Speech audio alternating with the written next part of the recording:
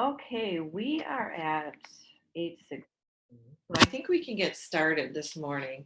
As Tim said, he is stepping out for about a half an hour and will join us at 8:45. So welcome everybody. I'm very excited for us to try this since we should be, since it's looking like most of our schools will be Zooming or using some kind of video conference in the near future. So um, we're going to talk just a little bit as we get going about some norms and how to use the tool. And so what I thought today is that we could model this so that you could actually talk to your educators too about how to get started if they haven't done this before.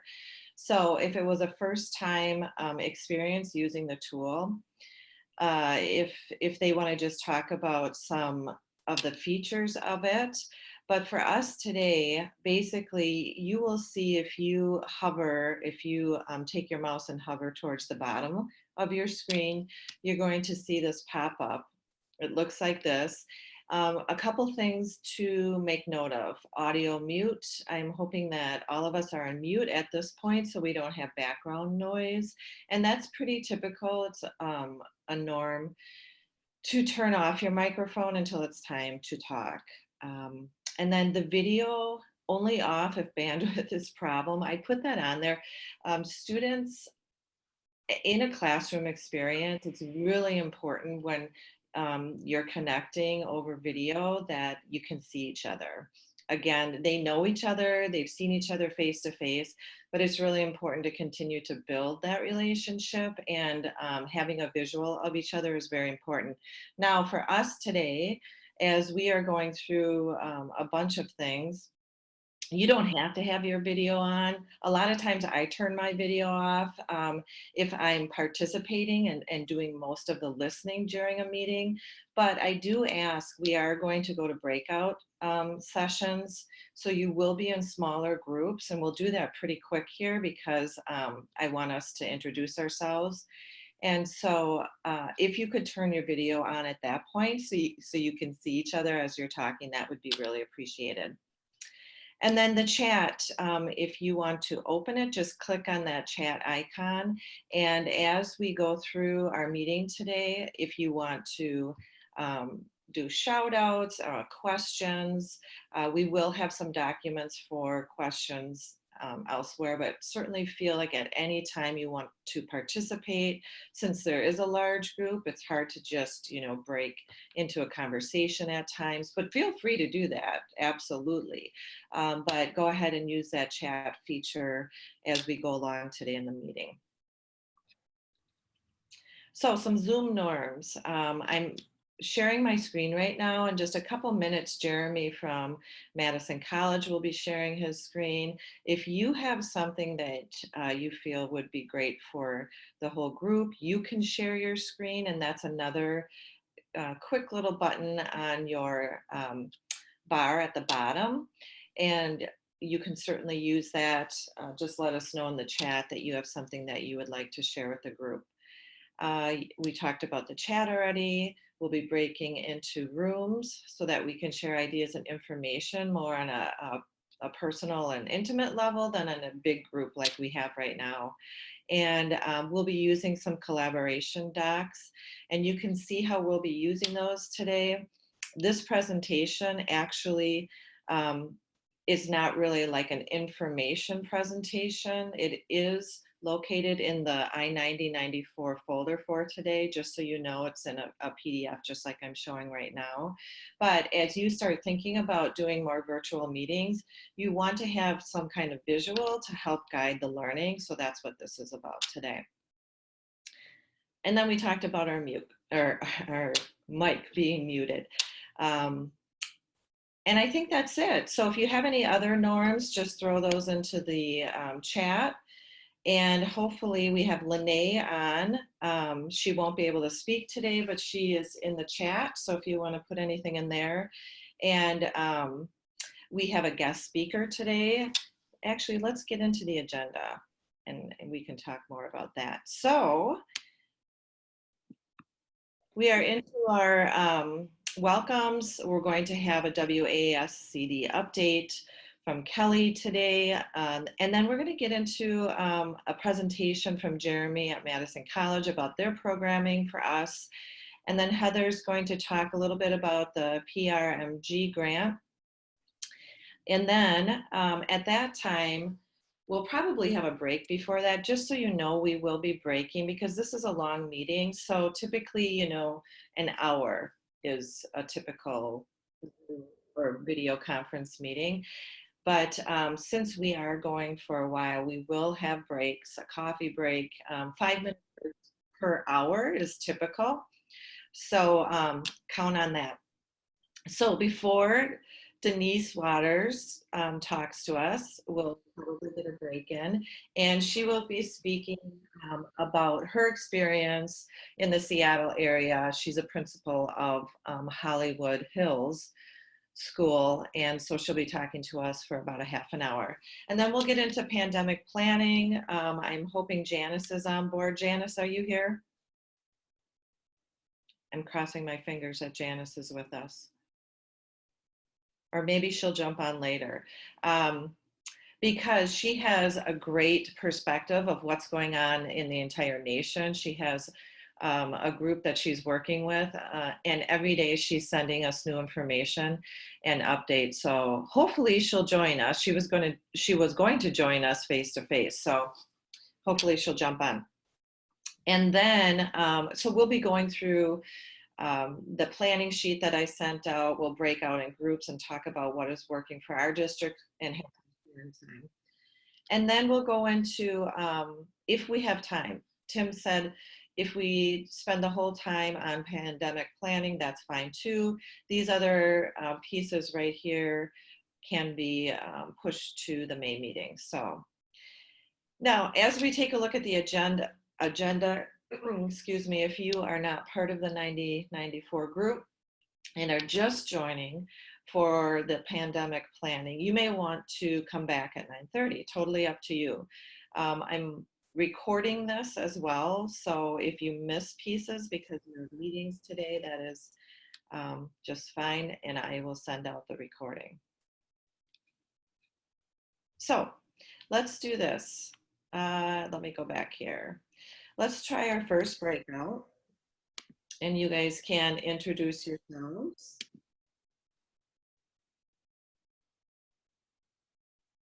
All right, so I am going to, when we go to breakout, this first breakout, what I'm asking is just that you introduce yourselves, maybe talk about something positive that has just recently happened this week or in the near past, and just talk about it or something that you're looking forward to. So let's start off on a positive note. And so I'm going to break us out into 9 different groups right now. What Zoom will do, it will automatically put us in groups, but if I wanted to, I could actually put students in specific groups if that worked better for the teacher. So I'm going to click on create groups. And then I'm going to open groups. It'll send you out. So it's moving you there. It's asking you, giving you a prompt.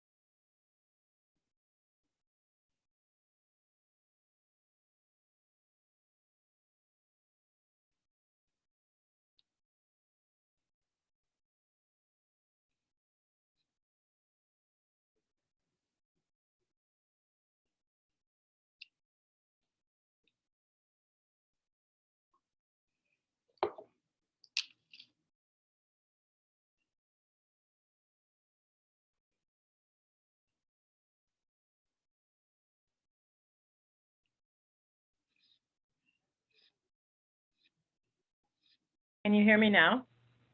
Yes. Okay, I'm on the phone, so That I works. just called in. Yep, that works. Oh, Right. well, Okay. we tried. Do you So want, who you can't hear Terry? I Who can we hear? this is Beth. Oh, hi Beth. This is Barb Johnson. I'm just on the phone because my Zoom computer wasn't working so I called in instead. Okay, yep, that works. Do you have access to the I-90-94 folder by any How are chance? you? Yes, I can get to that. How are you Okay, doing? we'll be talking about some. Oh. So I'm even afraid I know. I'm in two places, I think, How's Beth. the planning going? can you just mute maybe? Mute the other one? Sure. The same boat as everybody else. First, we look at whether or not learning is really feasible or not. All right, I muted that. Are you guys Oh. one-to-one? We don't send devices home with students, but we do have I'm sorry. I'm still hearing them. Yeah. Yeah, we're trying to. Yeah, if you could, I'm going to bring back the group. Could you mute yourself for me, please? I did mute myself there. Our teachers Can are you using. mute? I'm going to just turn the volume down. Sorry. We're really struggling right now to figure out. Okay, so I just turned the volume down on that group. Okay. And then Now, I'm going to bring the group back. So could you mute your phone for me? Just so that I don't hear. okay. I don't know how to mute my phone. I did a *6 to unmute it. Do you know how I don't know how to mute it. Is it an iPhone?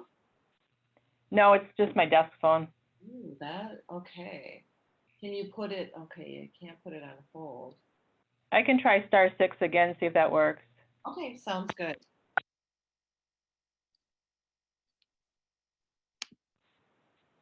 Beth, that worked. Okay, perfect. Thank you.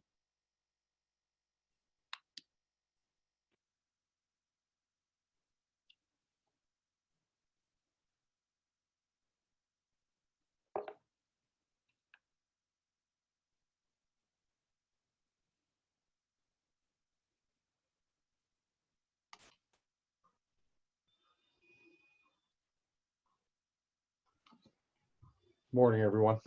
Good morning.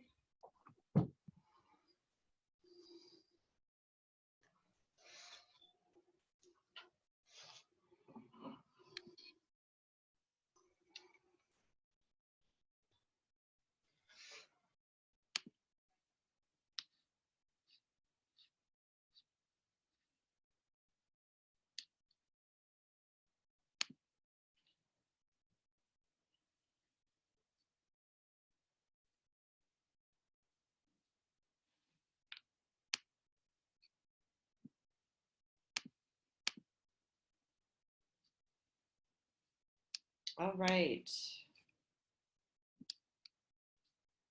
We should all be back. I just checked the group chat and it looks like many people are asking if we could just focus on the pandemic planning and start it right now. And I would love to do that, but I think a lot of people jumped off after I said we'll be starting at 9:30. So I'm wondering if Jeremy and Heather and Kelly, I think it's not going to be a long presentation for any of them. So if we can go through those quickly and then start that pandemic planning, and even if it's before 9:30, we can all start the conversation, but I don't want those who jumped off to feel like we said we were going to start at 9:30 and then didn't. So are you guys good with that? I feel bad. I wish we could start right away, but maybe we'll just get started as soon as we can. So Kelly, if you would unmute yourself and give us an update on WASCD, please. Okay. If you are not a member of WASCD, probably because you feel you don't need to because this I90-94 network is just so amazing, I would encourage you to still expand your boundaries to across the state and join this very worthy network. All you have to do is go to WACD's website and click on all the right buttons, and it's easy enough to register right then and there, and you'll get invoiced later. And if you do, you will become part of the decision making for the watershed moment of who will be next year's Educator of the Year. As you can see, our very own Tim Schell is this year's 2019 Wisconsin Instructional Leader of the Year, and you too can be part of that decision-making process for who will be our future Educators of the Year. WACD has a lot of really worthy workshops and programs coming up, and I'm just going to throw them at you rapid fire, but go to the website and send your people to them. Coming up in April, God willing, there is a workshop by Jesse Cordova on equity by design. We're well ahead of the curve on the whole equity initiative and are we serving all of our people's needs. Jesse Cordova is doing a workshop in Oshkosh on April 28th and 29th. The flyer for this is on the website and it's in our documents in the folders that Lene and Beth have set up for us. So that's in April. In June, because our teachers are exhausted and they are getting worn thin more and more every day, Elena Aguilera has a book called Onward, Cultivating Emotional Resilience in Educators, and one of her people named Janet Baird is doing a workshop June 16th and 17th. This is going to be in Hortonville, and I plan on being there. I'm taking some folks with us, how to help our teachers maintain that life-work balance while meeting all the mental health needs of their students. Our people need this now, and so we're giving it to them. And this flyer for the June 16th and 17th workshop, well worth taking your people to. But the big one, the big event is our our fall conference. It is going to be in October on the 27th and 28th, and our keynote speaker for the fall conference is Elena Aguilera herself. She wrote the book Onward. It's about helping our students. She's also doing some other breakout sessions on Onward and helping folks. So I encourage you to go and join there. Besides having information and access to all of these workshops, there is a newsletter that goes out that our people contribute to, and just being part of a greater network, the greater educational community, all of our like-minded people, it is well worth the very, very minimal fee of $89 to join to become part of WASCD. You wouldn't regret it. Thank you. Thank you so much, Kelly. That's awesome. So tell me, those flyers that you were just holding up, are they in our folder as well? They are. Okay. And They both are. they can also find those on the website. Is that true? Okay. Yes. Great. Thank you so much. You just make me excited to join. I mean, It's worth it. It is so worth it. I just love it. Thank you so much for sharing that. All right, let's move to Jeremy. Jeremy, are you ready? Would you like to share your screen? Yes.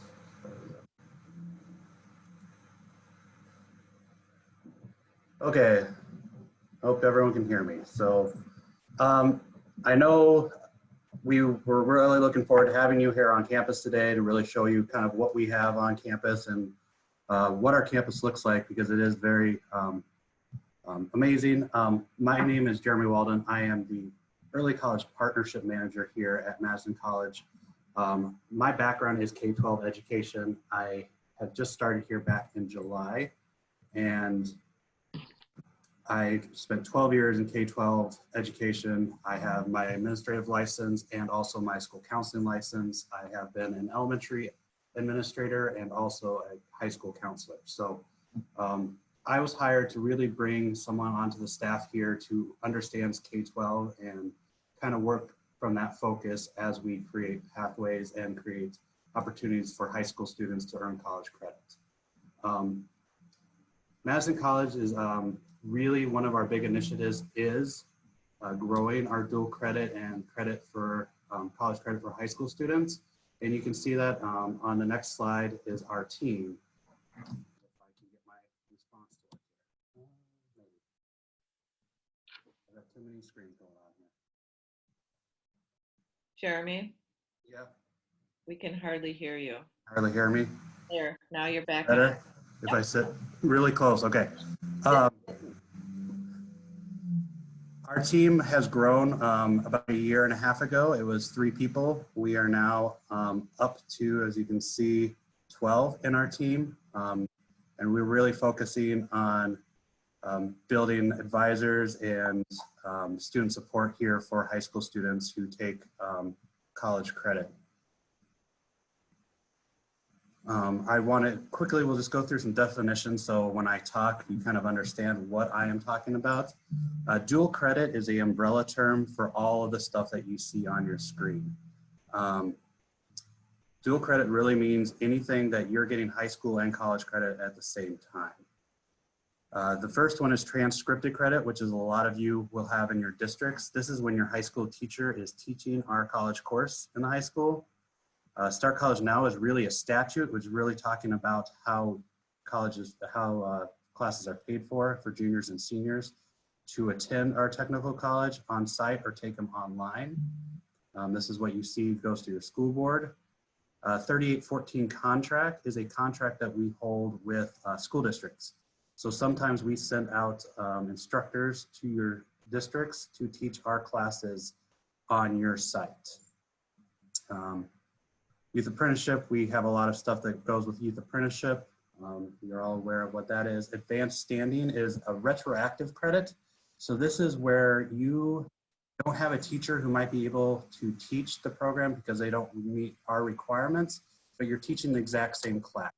This is where we look at your class, we figure out if it makes, is meeting all the standards of our class at the college, and then we come up with an agreement to say if your students come to here, they will get that credit.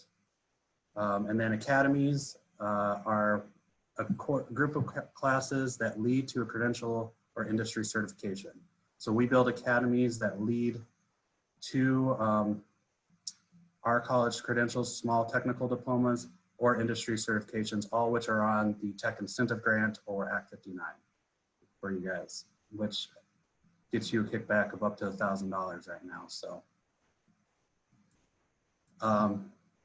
just a little statewide growth, because I know not all of you are in the Madison College District.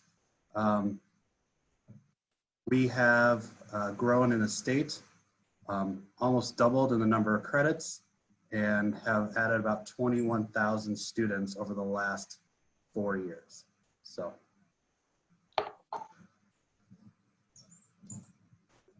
we are taking a new approach.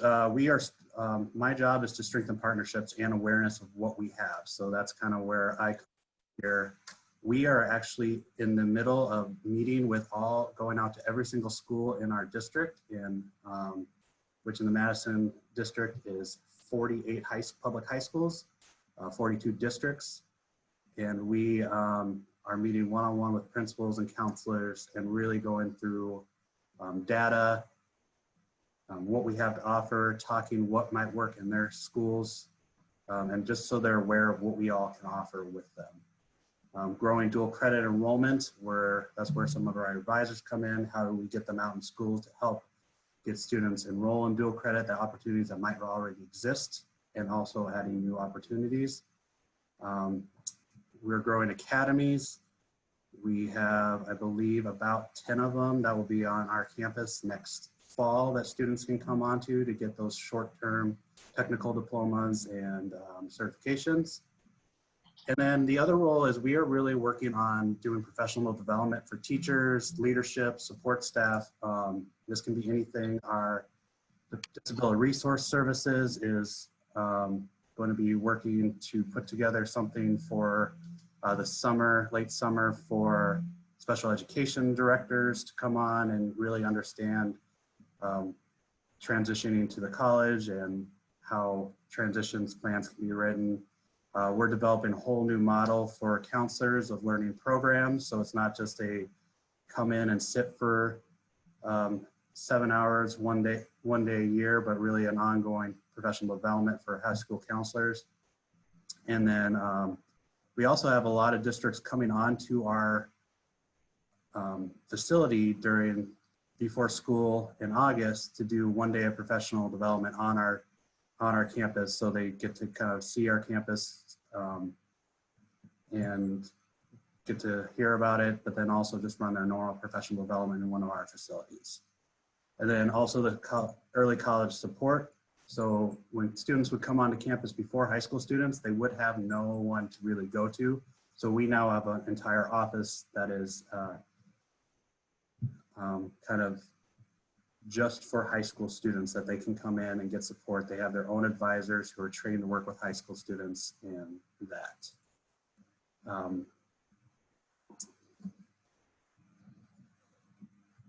This is just kind of a sample data that we have been providing some of our high schools this year. This is really so that they understand what type of programming they're coming into. So 2-year programs, our associate degree programs.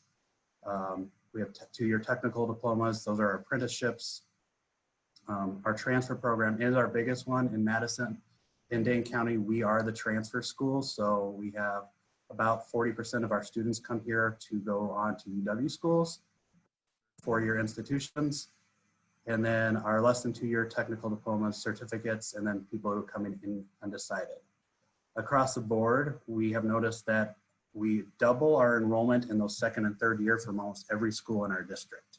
So that's very important for schools to understand whether kids are coming back from 4 years that are not the right fit for them, whether they take a year off, however it is, and then just kind of what their completion rate and their programs that are going through. So this is data we're providing. We have tons of data for districts. If they need them, we can pretty much find it for our students that come here.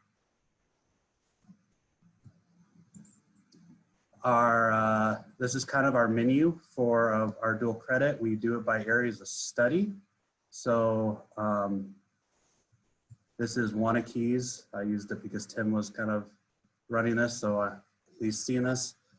The ones in red are the ones that they're currently offering. So what we've found is districts kind of just follow and do the same things they've always done and don't realize there might be other opportunities out there for them to grow and expand, and it might not be that difficult. They might already be doing a construction class that meets the fundamentals of construction objectives, so it's really just getting the instructor through the process. Then one of the other things we really want you guys to kind of understand, especially from a curriculum, is our college readiness and general education. We do have several different math and English options for high schools to get math and English in high school, but college credit.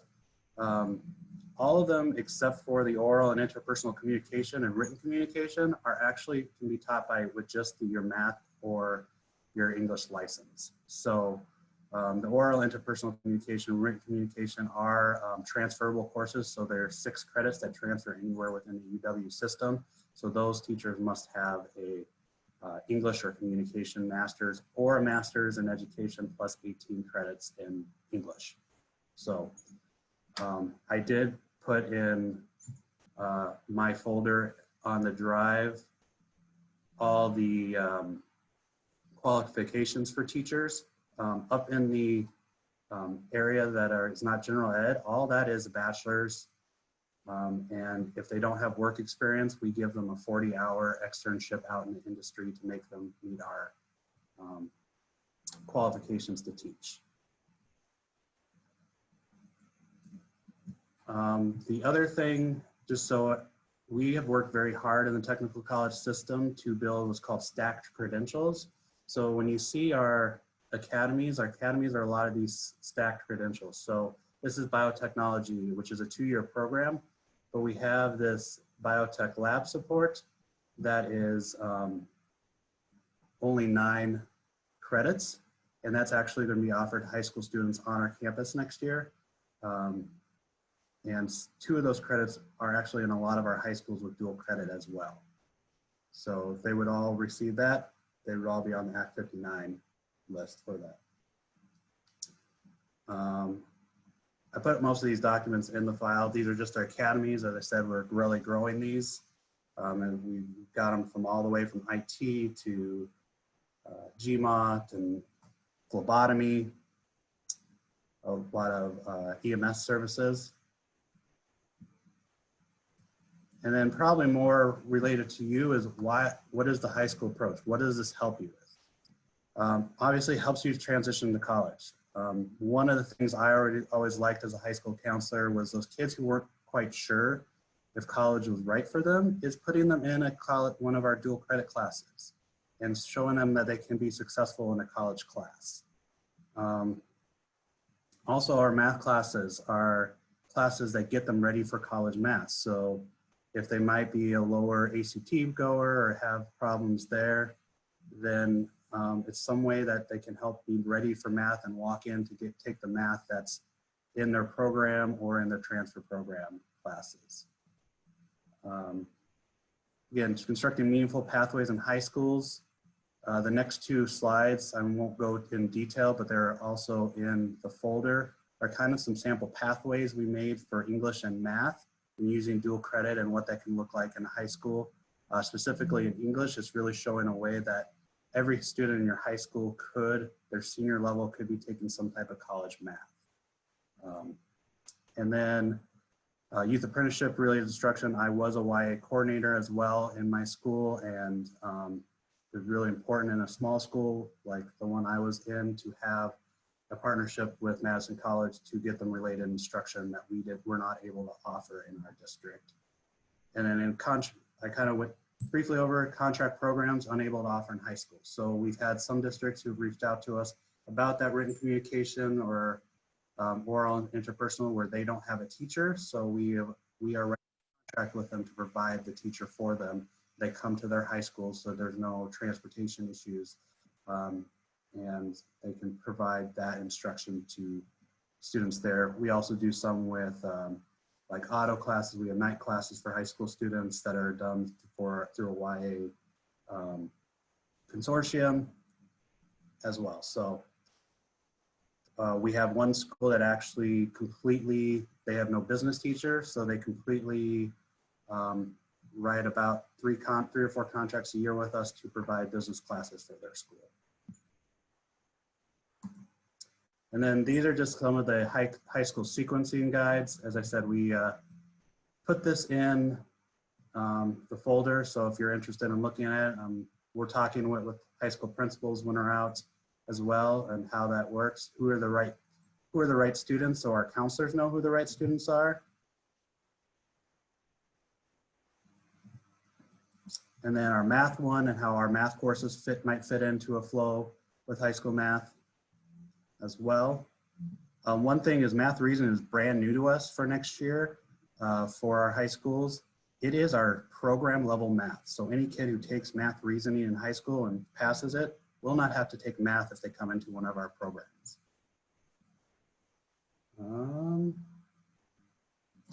Then I just have contact information. I know that's a lot of information. Usually this is a little more interactive, so I know there might be a lot of questions. My job is really to go out into high schools, to come to districts.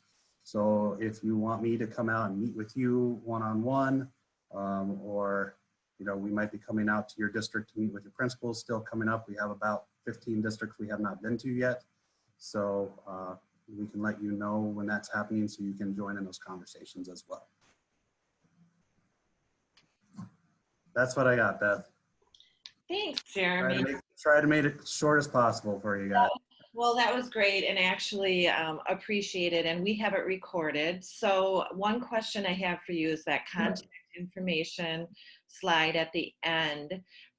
Where can they find this contact information? So will it be in the folder? So in the folder, I have a copy of the slideshow. I do have a copy of our HLC requirements for our teachers. So what do they need to be able to teach our classes? So what are the qualifications? I have those two math pathway and English pathways.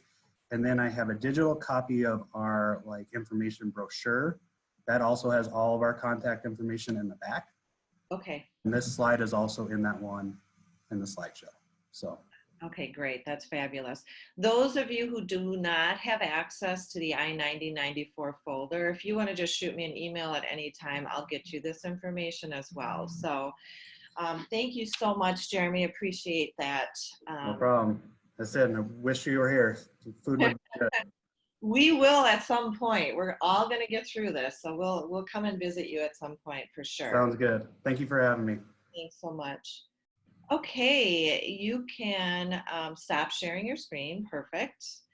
And then Heather, do you want to do a review of the grant that is going to be available for folks? Sure. I am more than happy to answer questions offline as well. So what we're planning is between Lene and I, we're really working hard to coordinate our efforts to support anyone, whether you are part of our consortiums now or not, in writing a peer review and mentoring grant. The total amount you can write for is $25,000, and that needs to be shared with other districts. So you write it as a consortium of at least 2 districts or your district with CESA. And we will be more than glad. Lene just posted the registration links for some support that we're offering. Given current situation right now, we're planning to do this face-to-face. We'll take it day by day, so stay tuned. If you register, we'll be in touch with you about any adjustments that might be made to that. April 1st and April 6th are 2 times that we will be available to run sort of a grant writing workshop to answer questions and be specific about getting that thing written so that it best serves your needs. And I think that's maybe all I want to say. I want to make sure that there's enough time for people to talk about the COVID-19 responses. I know that was induction is really important, and the virus response is urgent. So we understand. Awesome. Thank you, Heather. Appreciate You're that. welcome. Mm-hmm.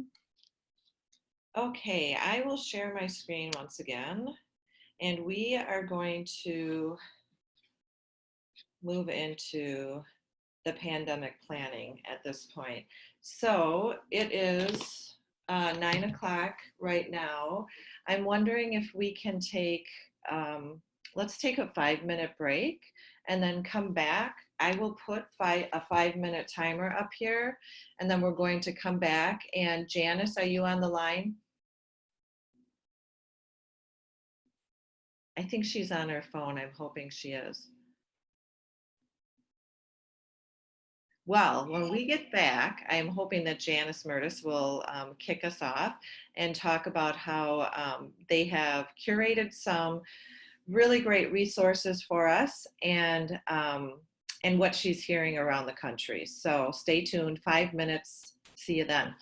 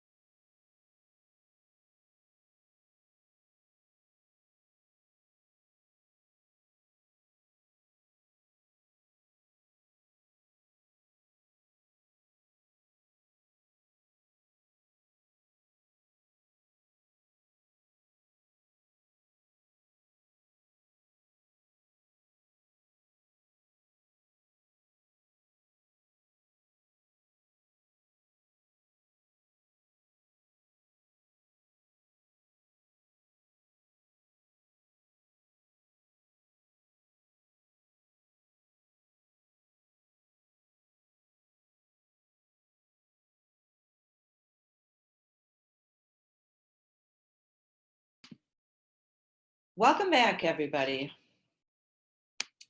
Let's get going. So, what I thought we could do to start is to go to these documents.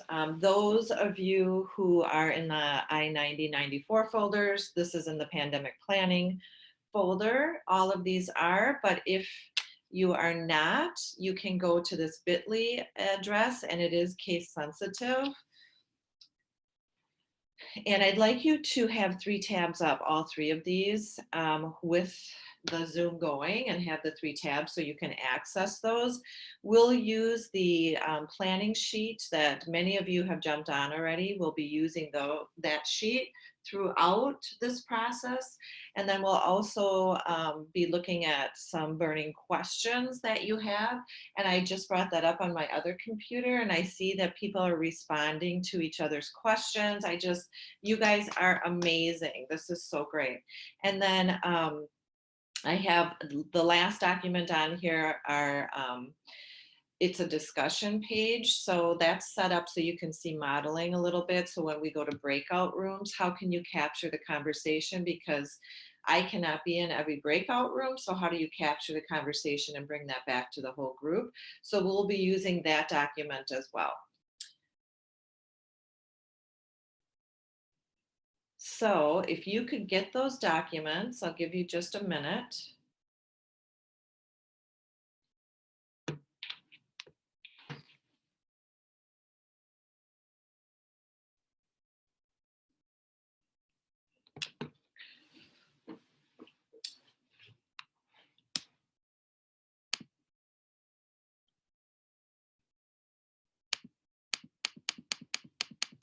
All right, when you're ready, give me the thumbs up. This is another technique that I am modeling. You can do that in Zoom. Give me the thumbs up, those of you who have your videos on, when you are ready to move forward.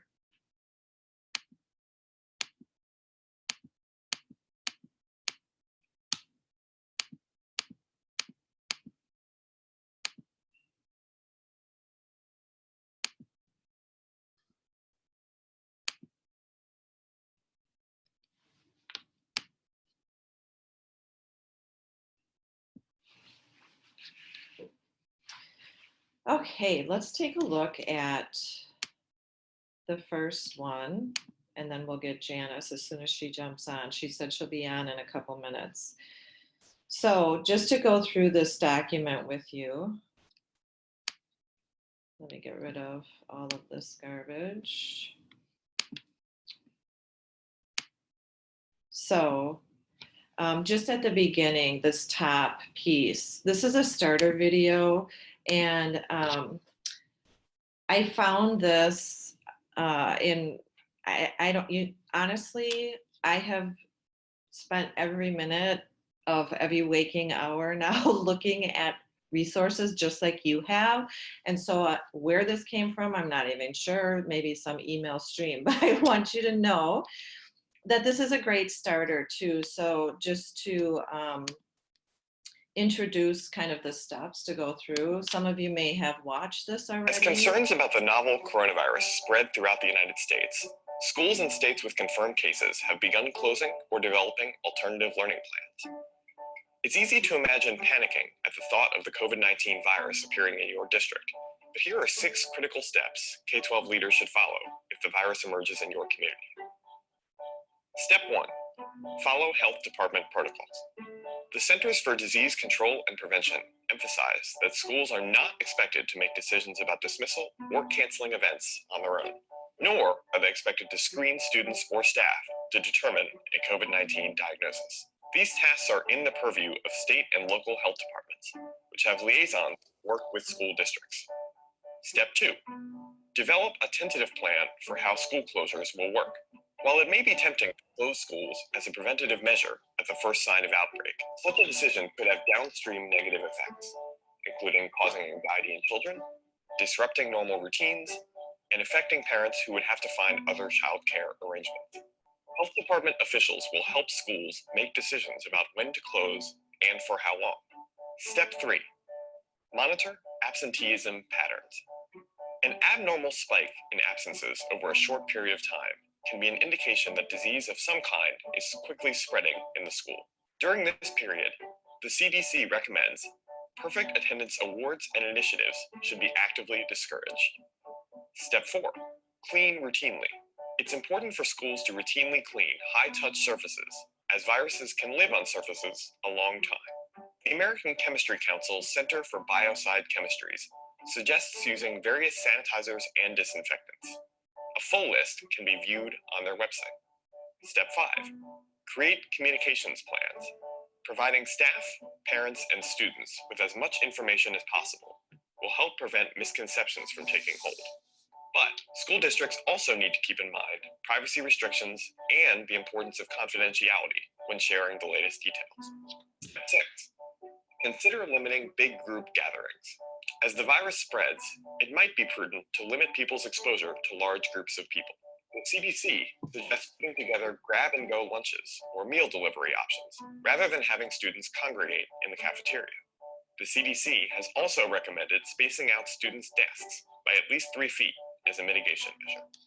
For more information about the coronavirus and how schools can respond, visit edweek.org/go/coronavirus.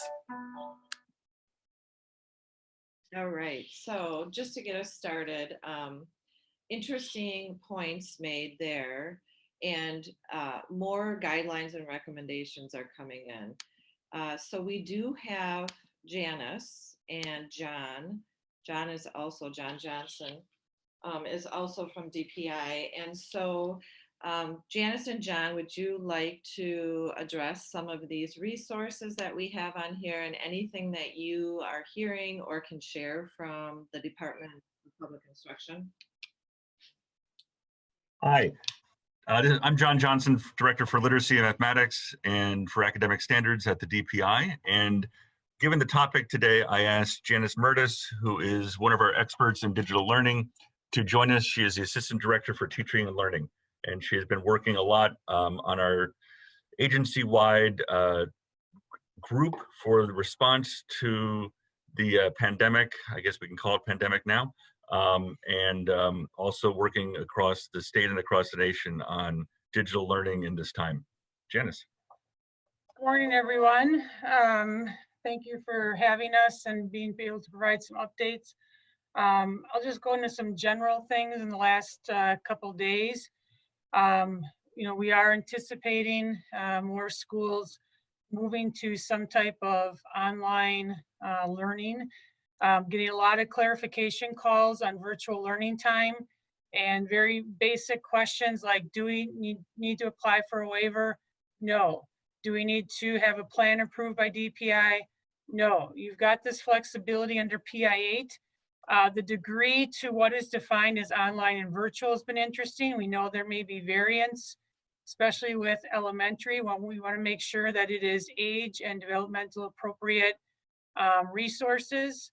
The time quotient or ratio, we're saying for early learners to K5 is about 2 hours to equal 8 hours of a school day, about 4.5 to 5 for middle school and 5 to 6.5 for high school. So districts want clarification on what does that look like. And again, we're saying do your best with defining what that may look like. Again, with online learning, it's separation of teacher and student, where the technology could be a part of a communication tool versus an academic production or instructional tool. We had a federal meeting yesterday, so there's lots of things coming through about guidance and potential areas of the agency.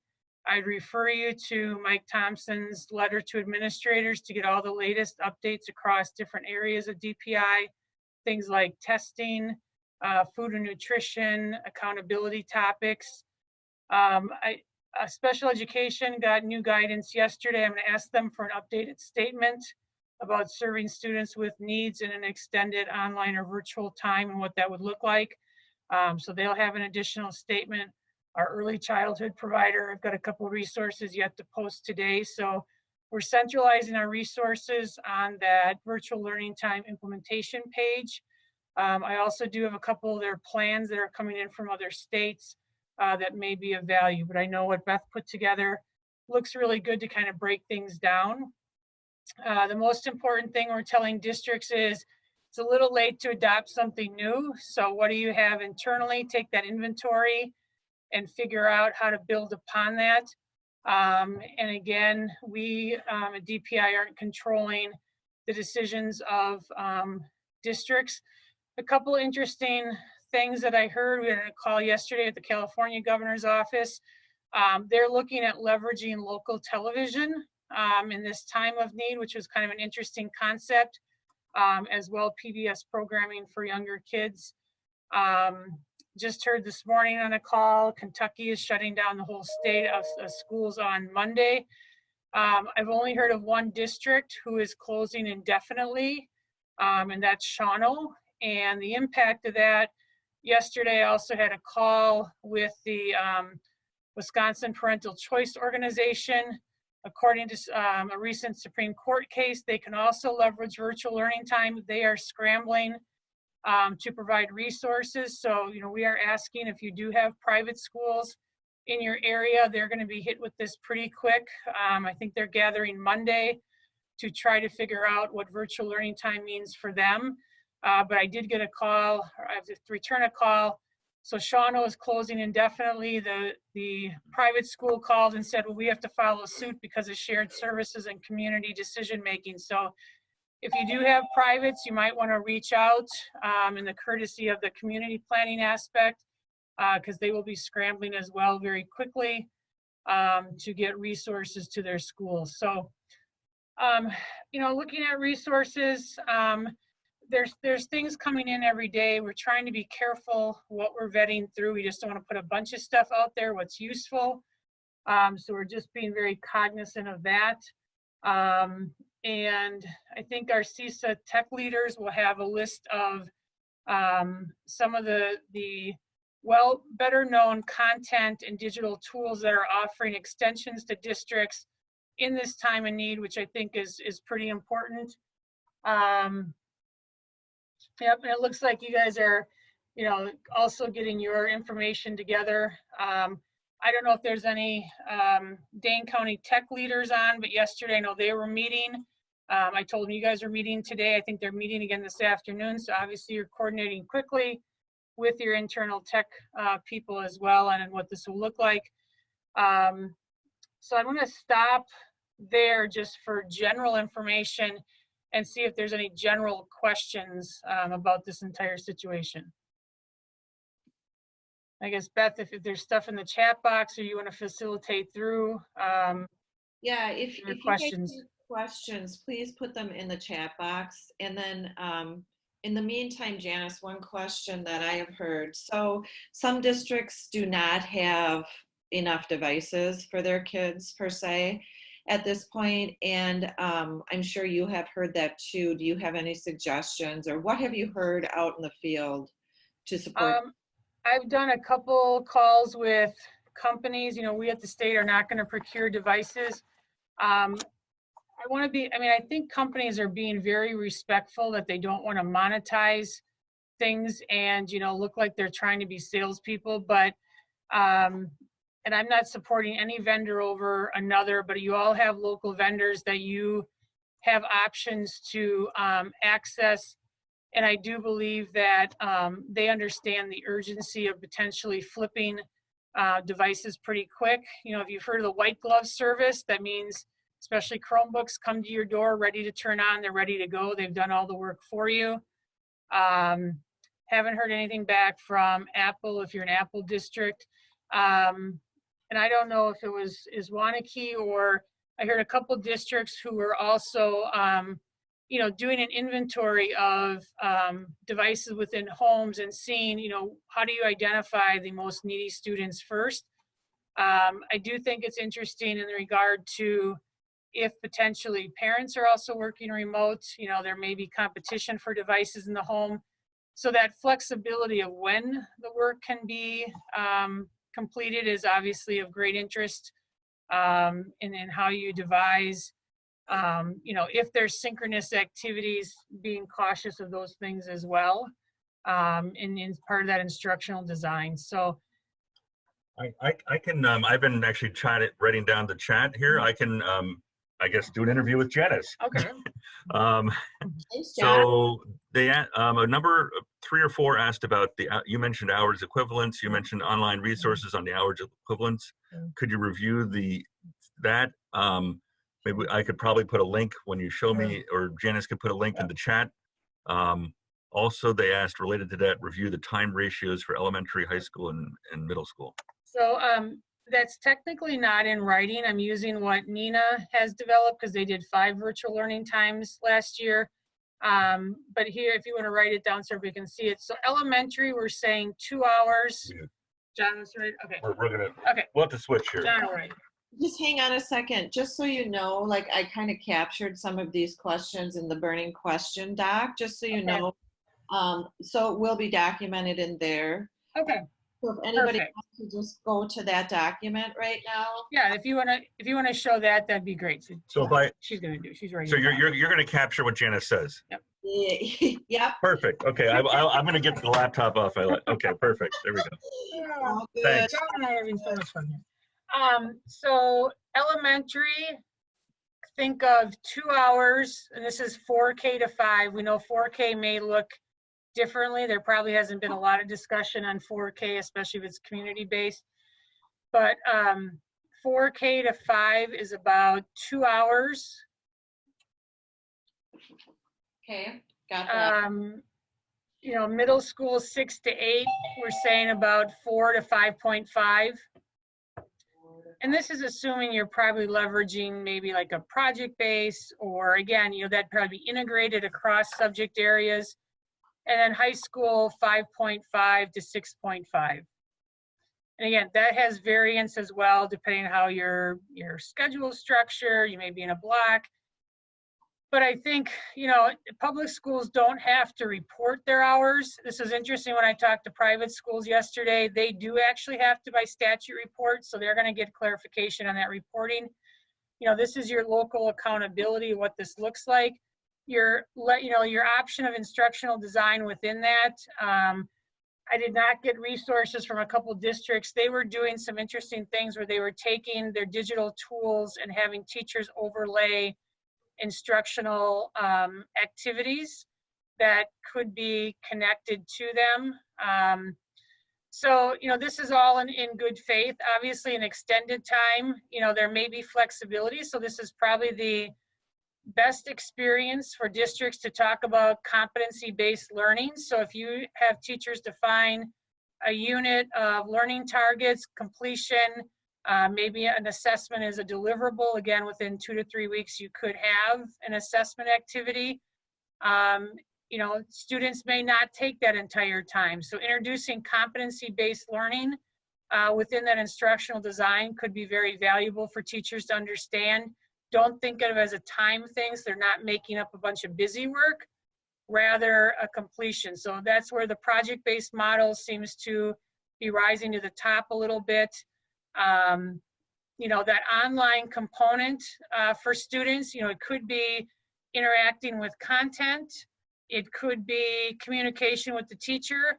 I am afraid that, you know, too much defining of synchronous online activity could be restrictive for parents as kids as well. And again, that may inhibit your device access. So asynchronous communication, and we do have online that virtual learning time glossary, so that vocabulary is all defined there, which you may want to introduce to your teachers to understand, for them to understand what does that mean. So a lot of your tools, you know, have interactive chat, email features. Defining those communication components is probably very crucial for both your teachers, your students, and your families. Again, I would, you know, be aware that, I'm going to say high school, you know, 6 different teachers trying to do something at the exact time they would do it during the school day is probably not realistic for kids and families. So again, a little bit of flexibility within that design component, and even a little bit of understanding of pacing. Again, we do not know what schools are thinking about a time, but if we follow what the university is looking at, their rationale was spring break and then a 2.5 incubation period after, just as safety's sake. And I don't know if any districts online have yet declared that type of schedule. Again, we are getting cases reported in various parts of the state. A couple smaller towns have done some incubation periods and deep cleaning periods. I believe if Middleton's online, I believe you said you guys were shutting down to do 2 days of teacher training and lesson preparation. I do want to give a shout out to our Wisconsin Digital Learning Collaborative partners. If you are partners with them, they are very accessible to help. I think Middleton's going to leverage their LMS for Buzz. They've got a bunch of sponsorship from national content providers to do it at a minimal cost. So those are the things that, again, I can't sit here and promote 100%, but do know that those resources, our state resources, are coming through very quickly for districts, and districts who are in a dire strait. Those are the calls I've been dealing with. We've been coming in with huge support teams to help superintendents and C&I directors who, these are districts who feel like they can't even attempt to figure this out. They feel like they're so far behind. So if there's anyone on the line in that situation, reach out directly and we'll put together kind of a SWAT team if we need to support that. Let's see. So I got more here. So, okay, what do you got? Forward exams and ACT Aspire. So I do not want to answer for the assessment area. I do believe. Me too. I do believe that in Mike Thompson's last letter, and I thought there was one supposed to be coming out last night, but and Beth, if you guys don't have that link of where those letters are, we'll make sure everyone has that link. But that's really where the up-to-date information is coming from every area of the department. And I'm gonna be honest, our information is coming as fast as yours is, and decisions have to be made in regard to that. Again, the part of the federal call yesterday was how would there be flexibility in some of those requirements, and the state has to whittle through what already is flexibility within the state level that they know they have with the federal information. So I would say those are the questions you just want to keep watching for. I got another one here. Yep. District has no connectivity for about 15% of their students. Any ideas on what to do for that? So obviously, this situation is probably going to be the best visual explainer of digital equity in our state with broadband access. If you have not identified those students, I assume you have at this point, but again, if you have not done a personal family reach out to figure out who those families are, we understand there may be a partial part of your population that the work is going to have to look different. That's not going to count against you counting everything else for virtual learning time. You may want to consider then for all families. So it doesn't look like, you're targeting certain families.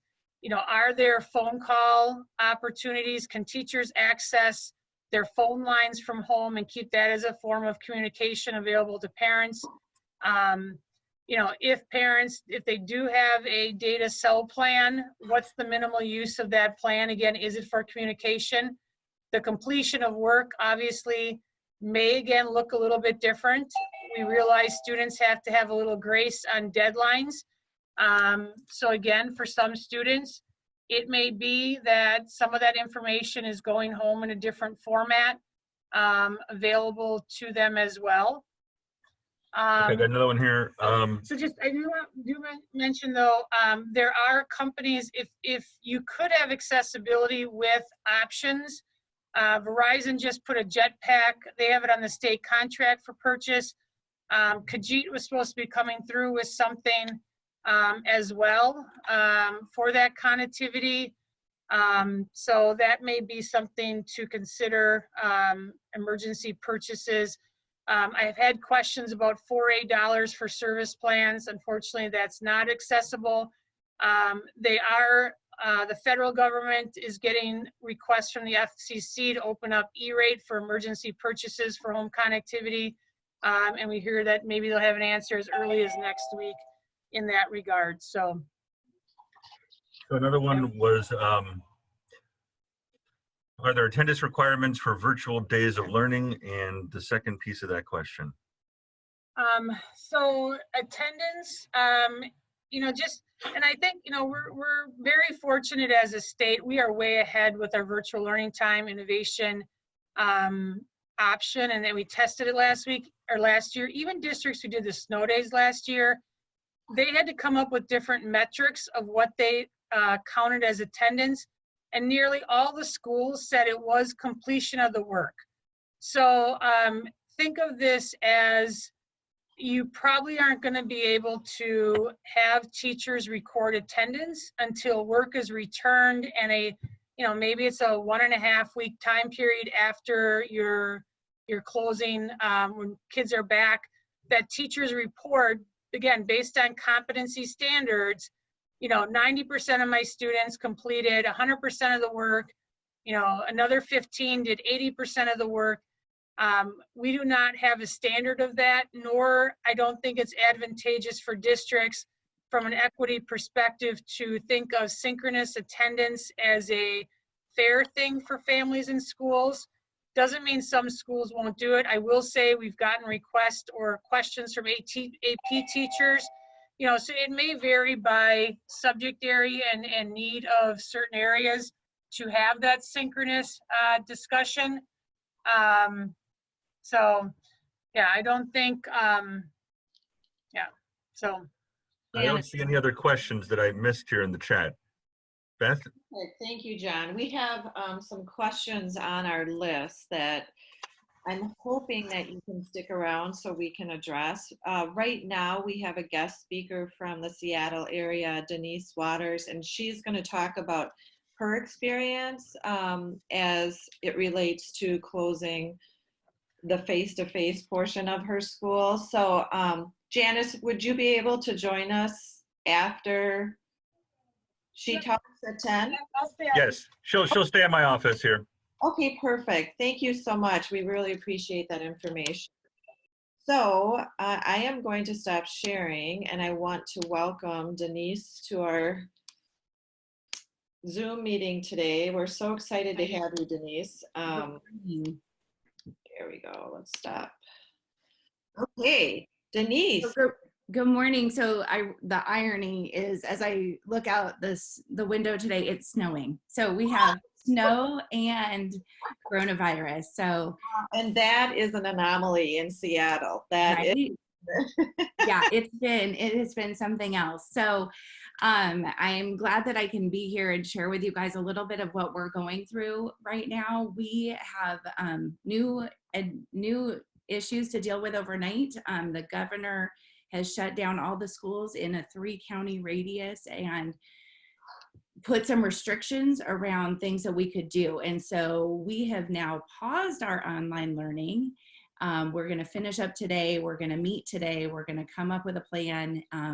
Looks like we're going to take next week off, and then we will come back at it. The issues being twofold. One, he said teachers can provide packets like they do over Christmas and Thanksgiving break. So I think a little bit of out of touchness with how education actually happens nowadays. Mm-hmm. So we're really thinking about our online learning portal as the packet that we would provide to families. But then also grappling with what is equitable. And so the biggest issue we're having district-wide right now is how do we reach our students who qualify for IEPs in like a functional skills area, and how do we help them access online learning? So until we kind of have our heads wrapped around that, we're taking this pause.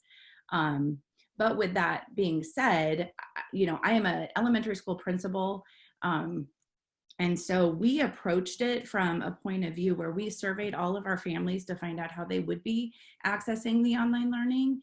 And then we built our program around that. Knowing that they wouldn't all be able to access it during the day was really important to us, so that we really made it more of a video interactive interface. So let me share my screen with you and take you on a little bit of a tour, and then be available to ask questions. So I feel like we have gotten really good at Zoom. So there's way too many pictures of me out in the world right now. But this is our home webpage. So I have a daily read aloud. We know that copyright and all of that, but we are going for it anyway. And we just made sure that our home page had a link to all of the important information that we wanted to direct parents to. So our distance learning portal, which is what we built, this is our district level supports, as well as then information about COVID-19 and then how to take daily attendance. And I heard a little bit of your conversation about work turn-in is attendance, and we do that as well, but we also have daily attendance, and I'll click on it for you. And the kids love it. It's a little bit interactive. I put up a different question each day, and we have, yesterday I had 5 kids not fill it out. So it's just one more way to have that personal connection, and they seem to be loving it. When you click on the distance learning portal, we have our landing page, and then they can get back to our website here. Teachers have individual websites, which they didn't. So going into this, we took a whole day of tech training and made sure that every teacher had a web presence. So they had a touch point for every kid. And then again, a link back to our district information. And then we have kids have a start here page. And so like I said, here again is the daily attendance. We are from a district level, they can request food. And so the link to that is here as well. But this is right where we build in some of that interactive two-way piece. So every day the poll results from the attendance I post so they can see them. Just another way to interact. But then what we've done, our first iteration, we've already iterated to our next, what we're doing next for next week, if we get to do it. So initially we built these pages that we wanted, part of our purpose is we wanted to also ensure that parents knew that we were vital to the work of their students, and that just because you can work from home now, you shouldn't want to do that forever. It was really important for us that we also maintained that teachers are vital. And so we set it up, and we wanted to be as professional as possible and share, right, that there are standards for learning, there are objectives, and then we listed all of our different activities for the week so that families could access that in the way that made the most sense to them.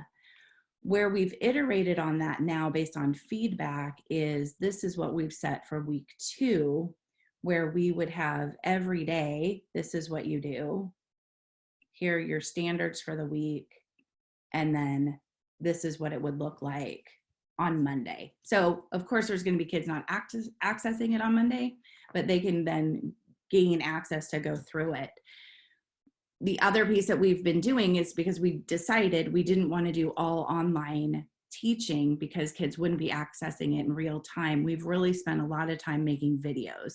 So when you go through these documents, you know, this one here too, there's just, our teachers have been making a lot of videos so kids can interact with them. And then having the online Zoom meetings a couple times a day. And the beauty of that has been really that connection, the connection between kids and kids, teachers and kids, parents and teachers and kids. I have a 5th grader here in my own house, as well as a junior in high school, as well as a freshman in college who's stuck here now on spring break. He's not very happy about that. And that connection is what they're missing. And so I feel really passionately about that. That is what's working. In order to manage it, we put this document together this week where we would be able to get all this work done and get it up so we would stop working nights and weekends. So from a district standpoint or a curriculum instruction standpoint, if the back end work could be done as a district, I could see that being beneficial, but my teachers are so excited about building this as well. There's been zero pushback.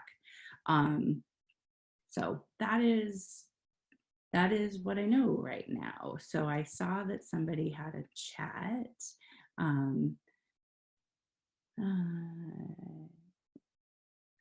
All of my links are on the Hollywood Hill website. So if you go to maybe too many different tabs open. I will put the link to the website on our planning sheet. Yeah, and then I can share this document as well afterwards because it's still our work in progress. And what we did here is we picked a color per grade because that was a lot of the feedback we got from families as well, was around this idea that if they have multiple kids in their household, how do they differentiate what they need to be working on? So that was important to us too, knowing that maybe one computer, multiple kids in the house, what are the things they can do outside of being on the computer? So we also gave a different color to every grade so that they could easily see what the differences are. And all of this is accessible via a phone if need be, right? So it's not predicated on having a computer. We have given out 6,000 computers in the district. We've given out hotspots, partnered with T-Mobile to do that. So that is what I know. Questions? Okay, there is. Yeah, I see in the chat box about tech support. So we opened a parent tech number. So there's a separate number that parents can call for tech support where they get help there. And we haven't been inundated. We did with a couple of our EL students who were having a hard time getting on. We gave them computers, we gave them hotspots, and one of my teachers went and met them at the library last night and showed them how to do it and got them on. And they've already checked in today. Oh, that's fabulous. Let's see. Can you share document of staff deadlines? Did you do that already? Oh yeah, so this one, I will absolutely, I have Tim's email, so I will shoot it to him and then you guys can have it. The other thing I didn't mention was special education. So that is like outside of this, right? We wanted to make sure that we were providing SDI in a way that made sense for each student. And so one of the things, we're using Google Classrooms for that to make sure that they have their assignment directly sent to them. But one of the tools that we really liked was we made it, you'll see on the website that we did a student learning log that all kids can use.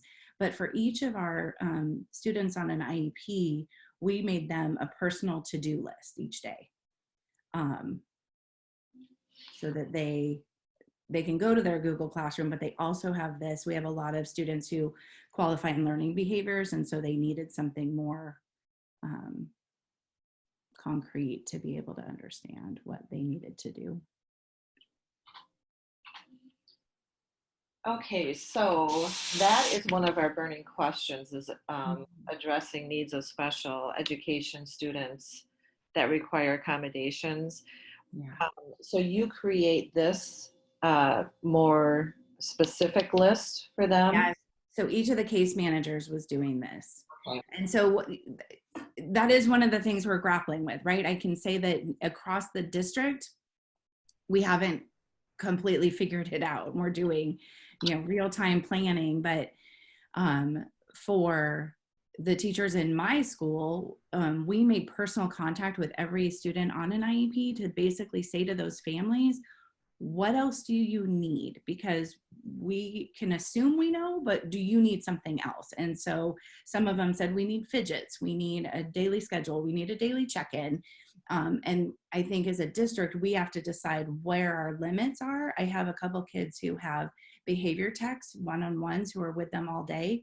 We did allow our behavior techs to go into the home. So the behavior tech is there at the home accessing all this with the kiddo throughout the day. So, we have to decide what your boundaries are and what your limits are around that. Because with our students with functional skills, we're not doing home visits. So we're just still kind of grappling with what that looks like. We've already done a couple IEPs online through Zoom, and that was successful. Some evaluation team reports happened that way on Wednesday. But we just keep staying in contact with them and saying, what do they need? And they're telling us, and we're making adjustments. I saw another question about access to our resources. And in my little neck of the woods, I have in my building 25% free and reduced. We're not seeing that.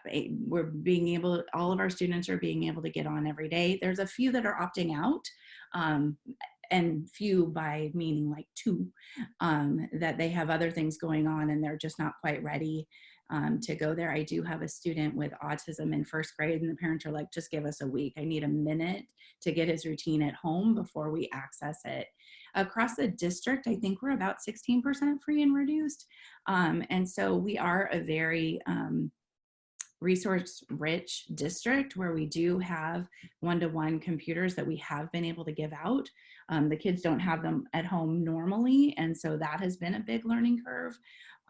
But it's working right now. The parent feedback has been remarkable that it is working for them as well. I'm just scrolling through the chat to make sure I didn't miss any questions.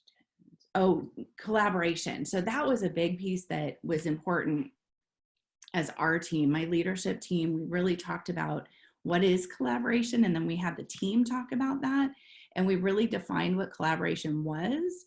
And then we said, okay, and then it's going to have to happen every day, because it wasn't necessarily happening every day. But how we approached it is we didn't want any one teacher doing individual lesson plans. We wanted it grade levels, because if by chance somebody gets sick, we want everybody to be able to fill in. And so it was really important to us that this wasn't an individual thing. So in our high schools, like the math department is meeting and figuring out how to provide those classes. So not isolating people was really important. And my teams are getting together daily on Zoom to talk. And our collaboration was not amazing before this, but it is now. So they've definitely figured out how to do that. And we will be a different school in a different district after this is over because of the way we're doing this. I had, 30 people log into a Zoom at 6:30 last night, for us to touch base together. So they're really feeling good about that piece of it. And some are at school, some are at home. As of now, we'll probably all be at home because we shut down the buildings for next week. But it was really important in the beginning where I had kind of a war room at school where if anybody needed any tech help, myself and my tech person were there to support them in doing it. And the help was minimal. We had one computer go down. How do you save it to the cloud so that we can make sure that all kids access it? We've had very few broken links. It just, by providing that support, everybody's stepping up to it. We are working a lot right now. And again, so that's why it was important for us to build this schedule so we can stop working on weekends and making every video in the world and be done. So we can take a little bit of time to make sure that we're supporting our own families. What's unique about my building is I have 13 teacher kids in my building. So 13 of our kids have a parent who works in our building. And so we have been juggling having these kids run around and having them behind us on their Zooms when our kids are on, we're poking our heads in to say hi to those kids. So that is a piece of it. Demographics at my school, like I said, I'm 25% free and reduced. I have 65% of my students are white, and then my next biggest group is my Hispanic students, and I have about 10% English language learners.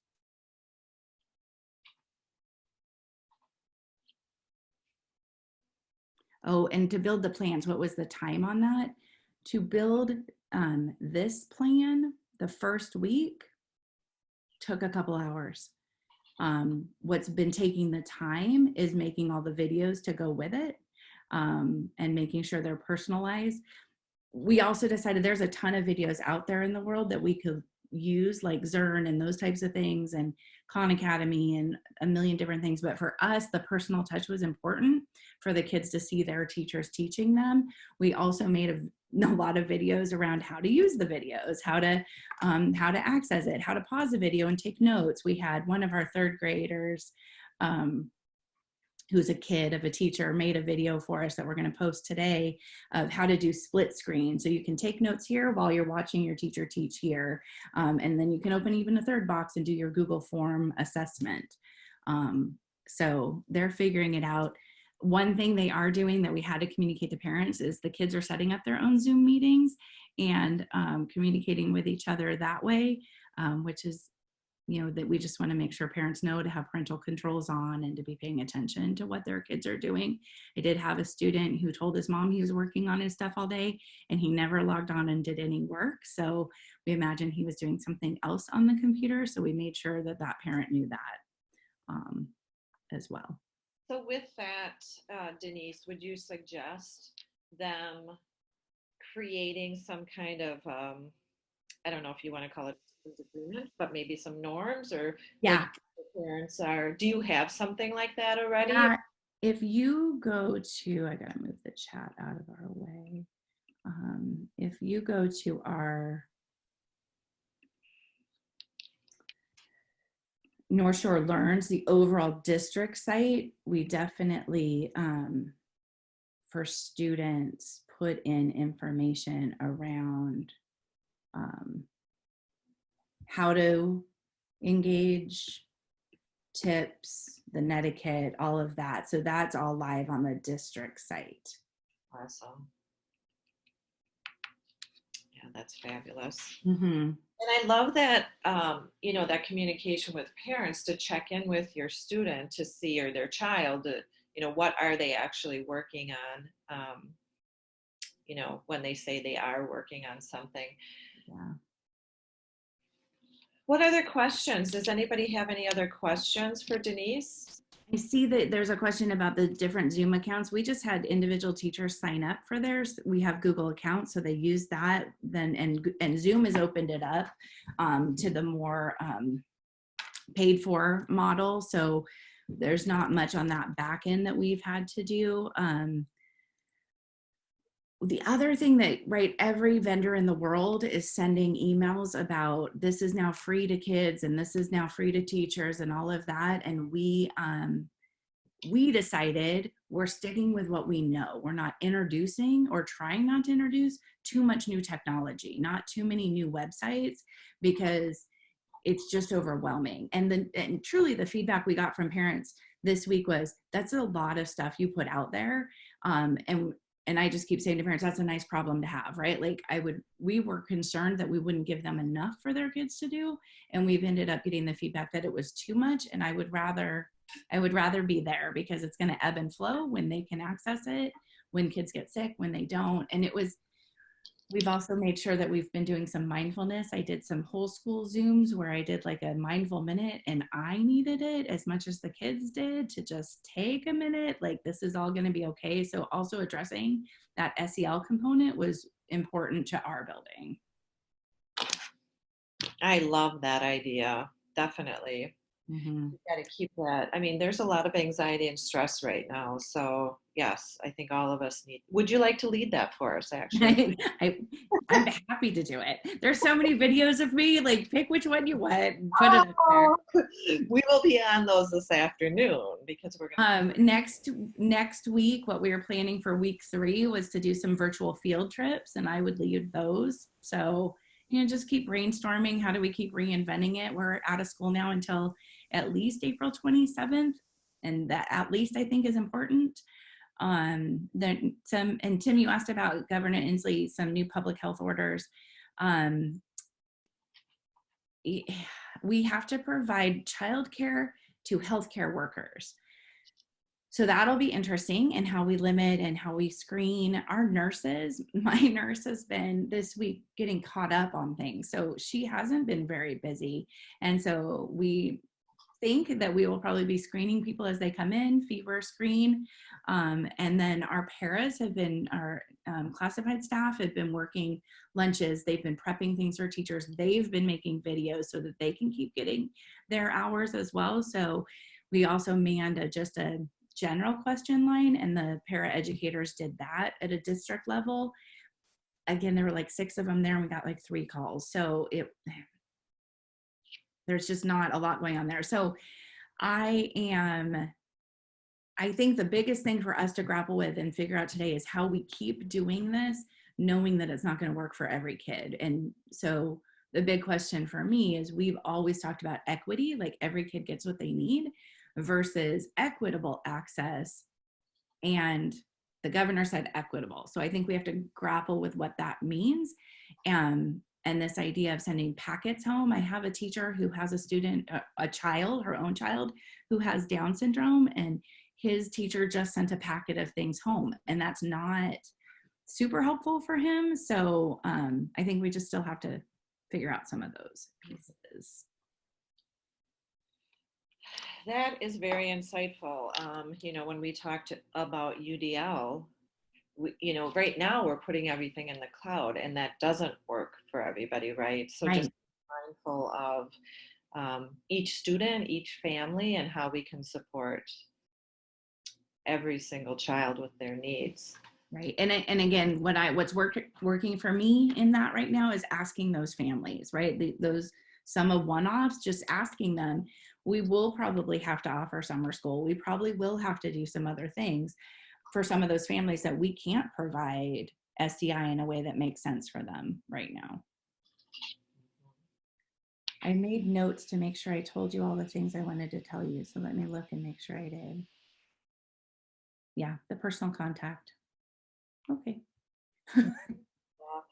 Childcare, Tim, childcare for HCW children has a topic on, I'm just reading off. Yeah. Okay. You know, I also reached out to so right now we are pausing our distance learning. I have no idea what that looks like. We're meeting from 10 to 12 today. My teachers are still building it out for next week. What I asked them to do was anything they were planning to do live, make a video of, and put it up there. So I think they'll take their spring break next week while we grapple with all this other pieces and then get back online is my expectation. But they don't want to lose contact with kids, and they don't want to lose the momentum that we have. So we'll have more out there next week. I think what I'm worried about is people are going to start getting sick. And so building in the redundancies and the partnership so that if I can't be online, somebody knows how to get the attendance to my secretary to get it entered, right? Like those pieces, so that it isn't contingent on just one of us. And so my special ed teachers have who their backup plan is. We've all shared our documents widely, so we can make sure that we can continue what we're doing even if people start to get ill. Mm-hmm.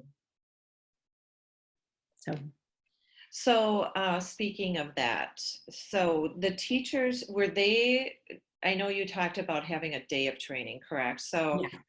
And it is so important that students are seeing their teacher, not a Khan Academy person. Right. It just is. And you find that students are telling you that.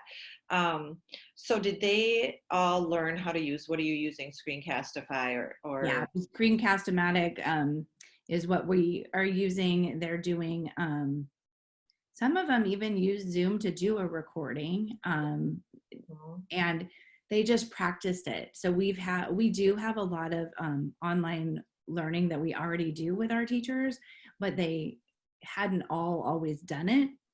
And so it was again in that where we were all together. And I would say in my building, we spent more time talking about what our philosophy around this was.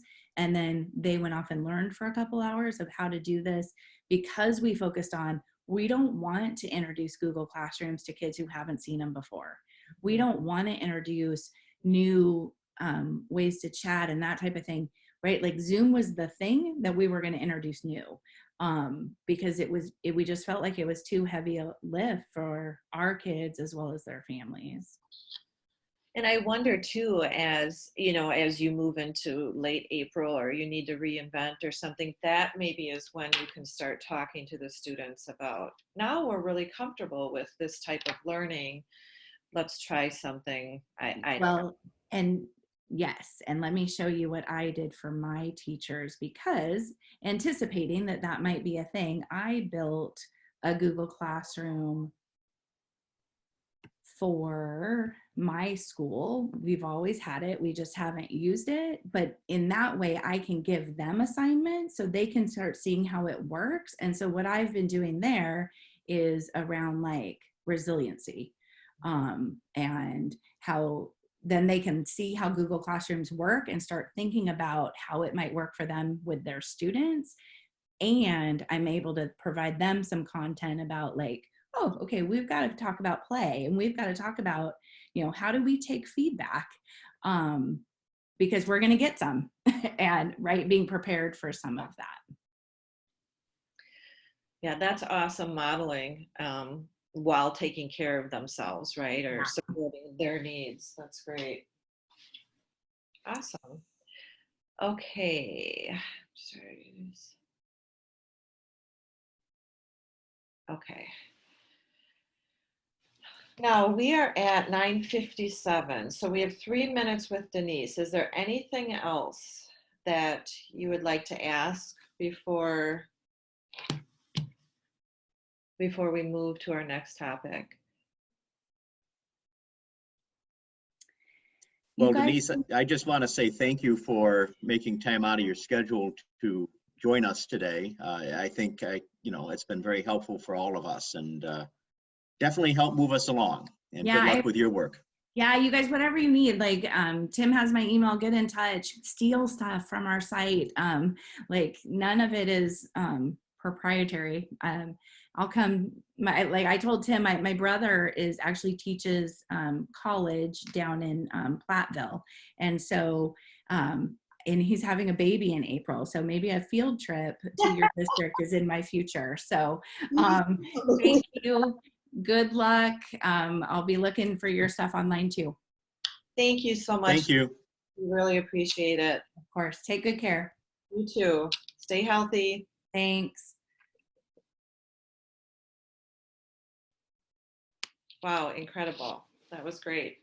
So it is about 10. Let's take a 5-minute break, and then we'll come back. What I was hoping is that we can kind of just process everything. I took notes, just so you know, and of course they're very shorthand, notes of what Denise was saying underneath the burning questions that we put in the table. You're just going to see just running notes there. Please add to those. Like I said, I was trying to listen and write, type. So if we could just take 5 minutes for a break, process, and then we'll come back and continue.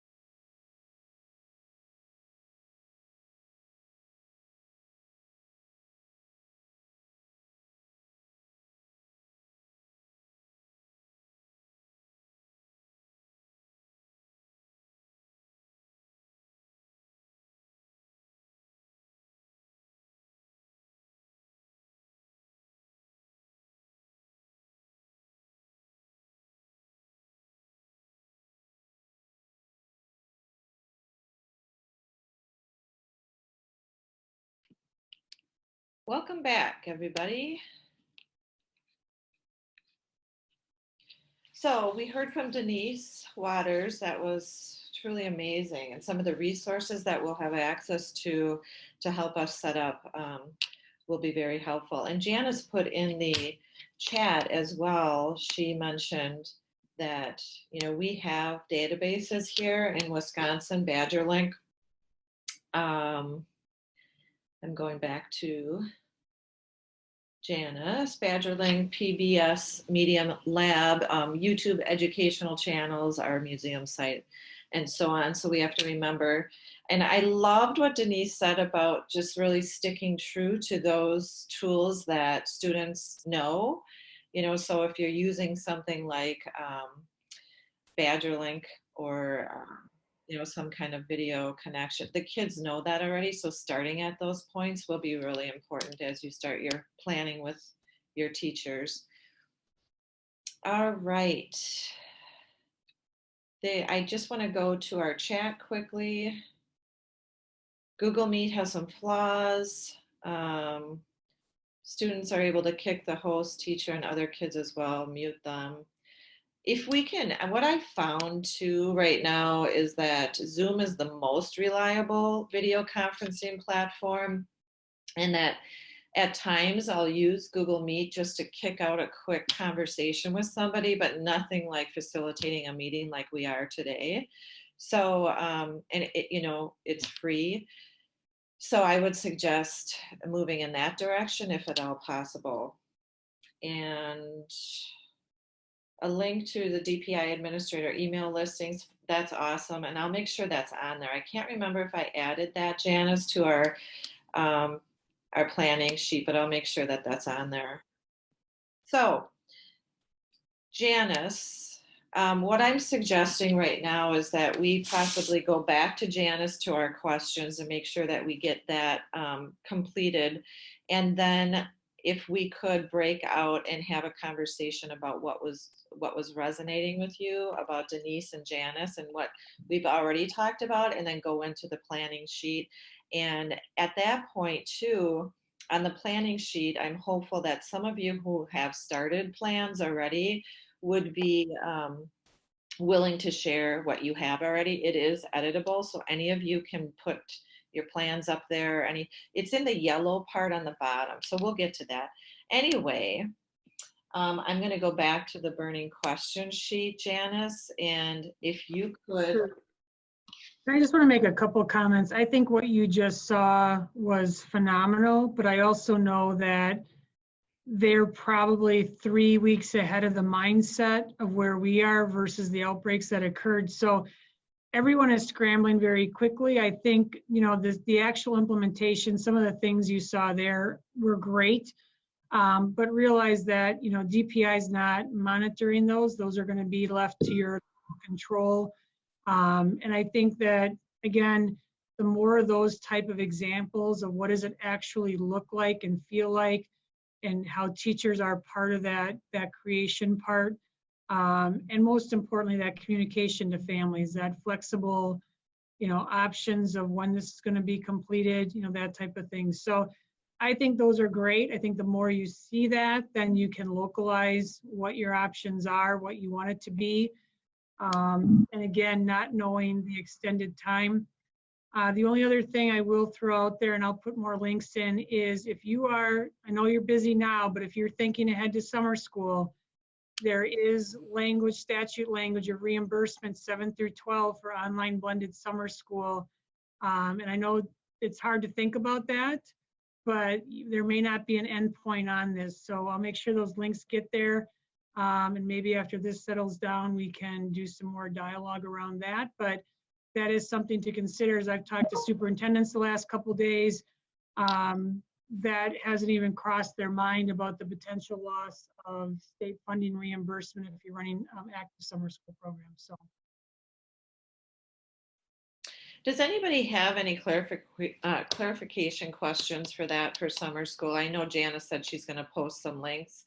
I guess one of my thoughts is, so Denise mentioned that some students may need to have summer school. I guess I'm just wondering, how do we know what those needs are? I guess that's something that we'll have to grapple with. And then I guess, Janice, you're talking about the support of funding for virtual school in the summer. Is that correct? Right. A lot of districts aren't aware that it was about 3 years ago, they changed it used to be online virtual. If you ran programs, the kids actually had to be in seat. It's the seat time that's not required. And I'll link to the business office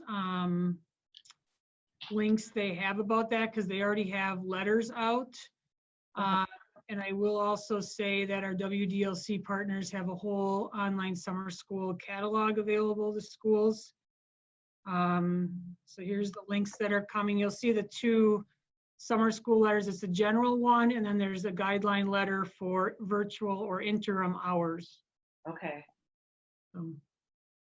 Now there's a question on here. What about online blended K-5 summer school? Nothing yet. That's on my list to go up and follow up on potentially. Again, working with the policy budget, our finance office, Bob Solner's team. So as quick as this is coming in, we're trying to stay 6 to 9 months ahead to think about the next steps and implications. So given the fact I'm talking about, and that's 7-12 actually, so it'd be K6. That's on my list to figure out if they would do any exceptions in that current rule. So. Okay. So on this, I actually have 2 of these running. I just put virtual summer school 7-12, refer to DPI. We'll put this link in there. And then you're working on the K-5 or pre-K-5. Yep. Okay. Okay.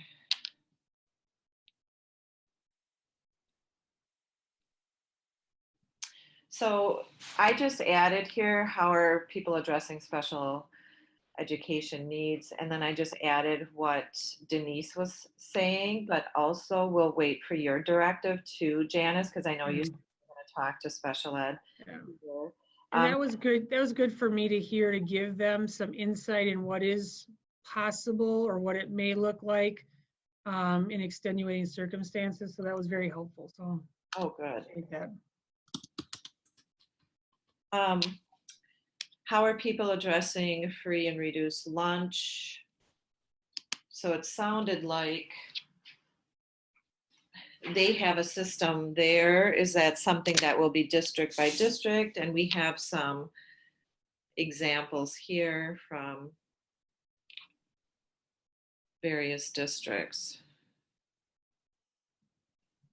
Is there anything suggested from DPI that you have heard, Janice or John?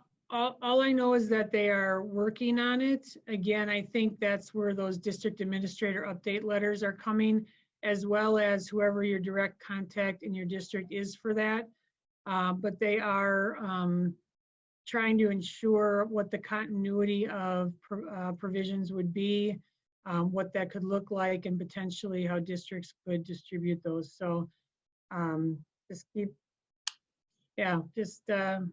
keep looking at it, but also keep thinking locally as far as what would your solutions be, because that's probably going to be ahead of where some of our ideas are. They just want to make sure that the funding stays in place.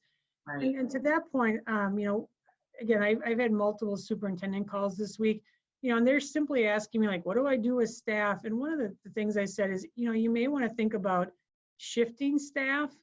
So like we had a school up north that had to do deep cleaning, and it wasn't done by their janitorial staff, but they had to be there, and they were putting in 18-hour days to make sure the schools were ready. So that may, and again, I'm not telling you what to do with your staff, but that staff shifting option and components is something you may want to put side by side as you develop those plans. Because I know people are worried about lost salaries and that type of stuff. So. Right. And with virtual online support, I mean, that can include online, support by your support staff side by side with teachers, especially as, Denise pointed out from Seattle, that could be a job of a support staff to make a family call, daily family call on behalf of the teacher. So I think it's important to realize you have a lot of people accessible within your district to break down all these jobs for. So. Great, thank you. So the next question is about limited daycare in a small community. You know, are districts thinking about keeping their schools open? What if there isn't anybody at home? Have you heard anything about that kind of planning? Nope, nothing on our end. Again, that's all local. I do think though, as you know, if communities are in a total shutdown, you know, that's all encompassing.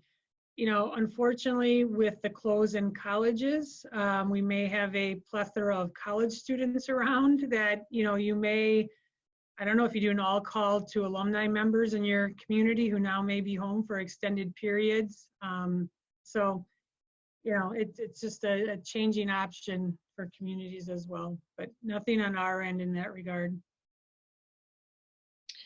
So the next question, how do you monitor online participation? And we heard a little bit from Denise that there are just a variety of ways, and depending on if you have an LMS or what you're using.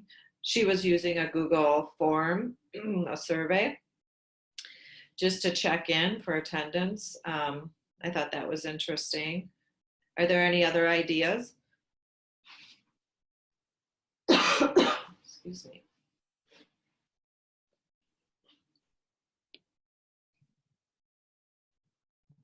I mean, when I think about the online participation piece, just thinking forward to, you know, are we tracking minutes like the conversation that we had before? But what we really need to be thinking forward on is the learning outcomes. And so what Denise was showing us as far as these are the standards, learning outcomes, and some students can't access a device or any, you know, whether it's wireless that day, but then the next day they can. I love the communication piece where a family reached out to her and said, you know, we just need a week to kind of settle this all in. So I don't know if one way is the only way. That's what it sounded like to me. But if you have other ideas, if you want to just drop them into this table, that would be great.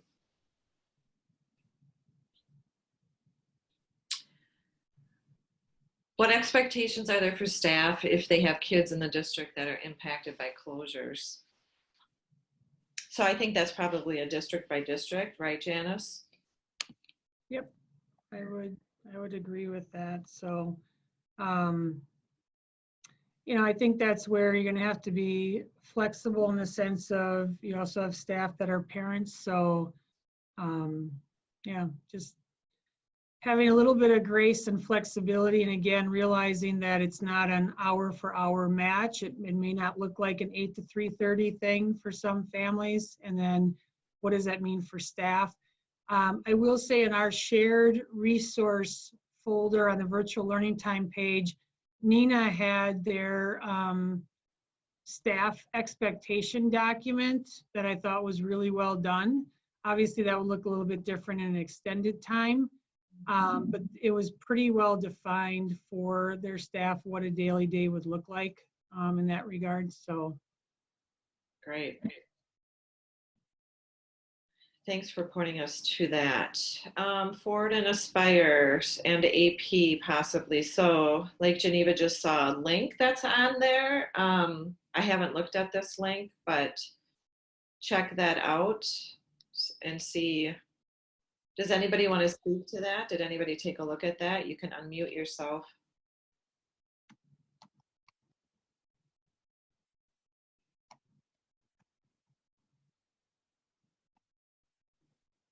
Nobody wants to. See, this is another thing in Zoom, just so you know, beware as you are starting to facilitate Zoom meetings, is that when you do throw a question out there, nobody wants to unmute. So sometimes you have to be strategic and say, okay, this person will be talking, or when I'm doing ISTE certification training, I say all of you will be talking at some point. So if you haven't talked towards the end of the meeting, I will call you out. So you just have to set some parameters with that. With this big group, we're moving on, but just to let you know about that kind of a norm. I'm looking at right now some questions in the chat. So same applies to problem solving tech.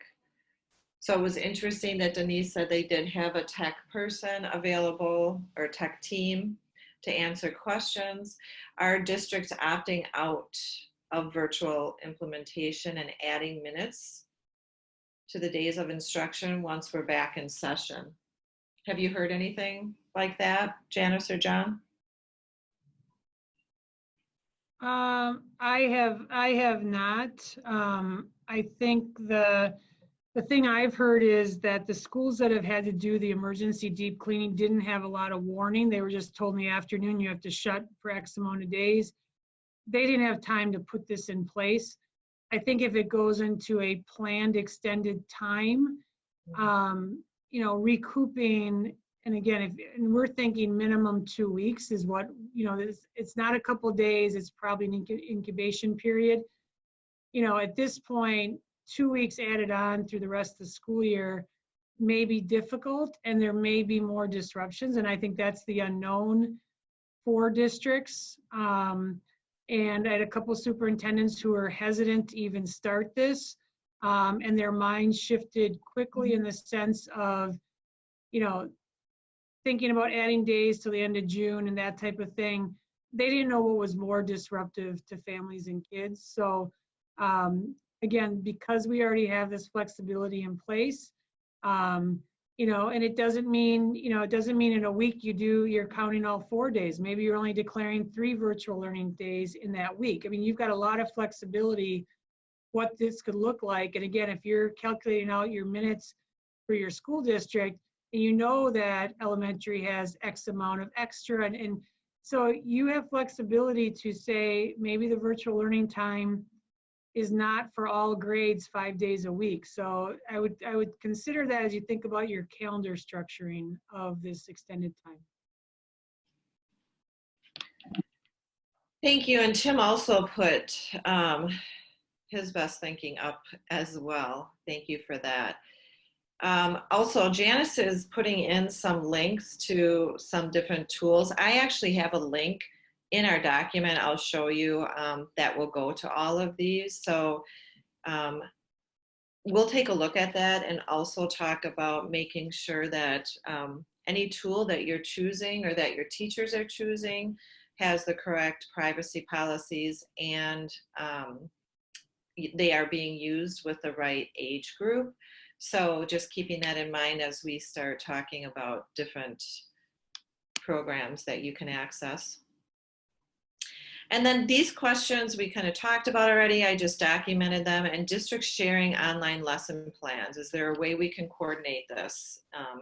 One of the things I was wondering is how can we support?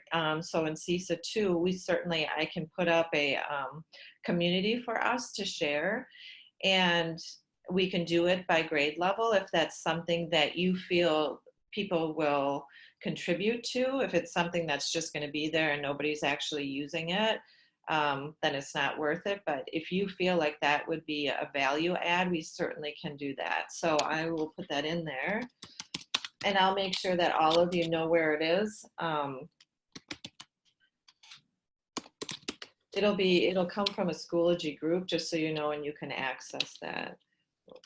Create community for grade levels. I love that collaboration. And I think those are our burning questions for now. And we can continue to add. Thank you for everybody who contributed and who asked questions.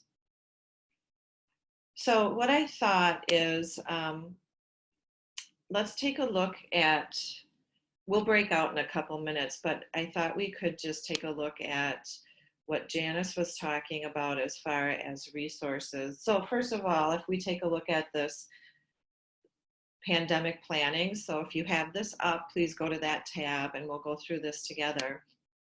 And if you don't have this, this is the shortened URL, that bit.ly up on top. If you go to that, you will be able to bring this up. This is editable right now. And after our meeting, or let's just say after this weekend, I'm going to make it into view only so that something crazy doesn't happen to this. So you can see here are some facts that I pulled out if you would like to share those out. And then this is what Janice was talking about. There's pandemic planning. They actually have a site just for that. Some of you probably have reviewed this already. So you can see here that there's a sample plan. If you haven't taken a look at that, it's actually linked on our document, but go ahead and take a look at that. And you can see how that was created. This is the sample plan from that. And then right here at the VL, this is the virtual learning time site. So if we click on that, you will see this is what Janice was talking about. This is where she's putting the information that they're finding. And I'll add to that, Beth, my national tech group on Mondays releasing a portal of additional resources. So we've got, just like you had Seattle come in, we'll have some stuff from other states who are ahead of us as well. So that'll be posted Monday. Thank you, Janice.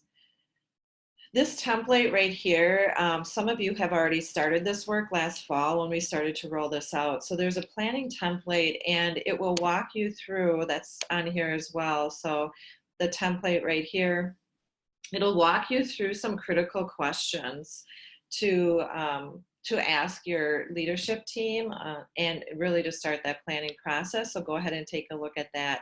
So the plan, you'll see a pandemic plan, that's up above. Then you'll see this is virtual learning time plan. This resource folder here that's linked, that's also on the site. But those are from districts in our state who have started this and who have actually implemented and have some experience with virtual learning time. These pieces down here, if we go down even further, these pieces are from other resources. So these are DPI or Wisconsin resources. And then I kind of vetted through some other resources that I thought would help prep you. There's Hollywood Hills homepage I just added to this as well.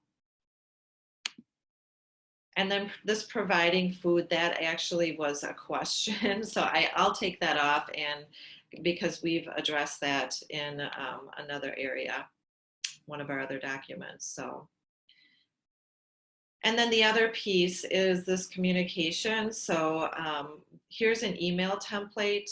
So if you are working on communicating out to families, take a look at this template.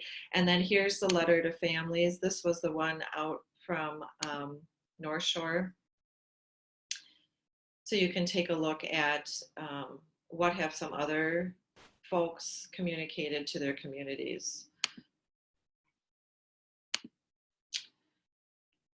Now, tools to communicate out, what I loved is what Denise said about just using what you already know. So you guys all have communication happening with parents.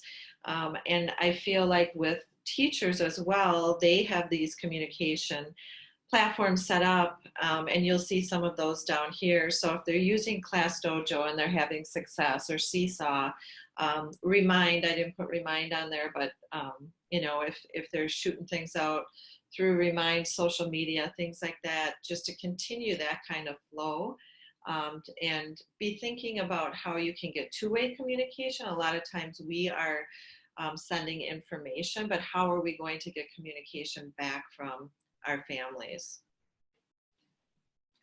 So that's enough of me talking. What I thought then is that we could do our breakout groups and talk about, okay, we've got a lot to talk about actually.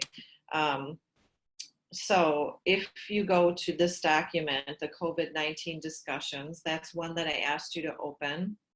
I'll stick this in the chat for those people who may not have had that from the beginning. This document here is to support our conversation. So, what are your key takeaways? How will this support your planning as you look at these DPI resources, and then our communication? So we are already up to discussion point 3, our questions. And so as we go to our breakout groups, what I'm asking is that we have one recorder from the group. So as you get into your groups, would you please designate one recorder to talk about these resources and what you found. And then any questions or any needs or supports that come up, if you could put that in this column over to the right. And then when we come back, we'll just do a quick share out and we'll move on to the continuity of learning and how important that is and how we can be successful with that. So let's go to our breakouts. We'll take about 15 minutes in our breakout. And I'm going to recreate.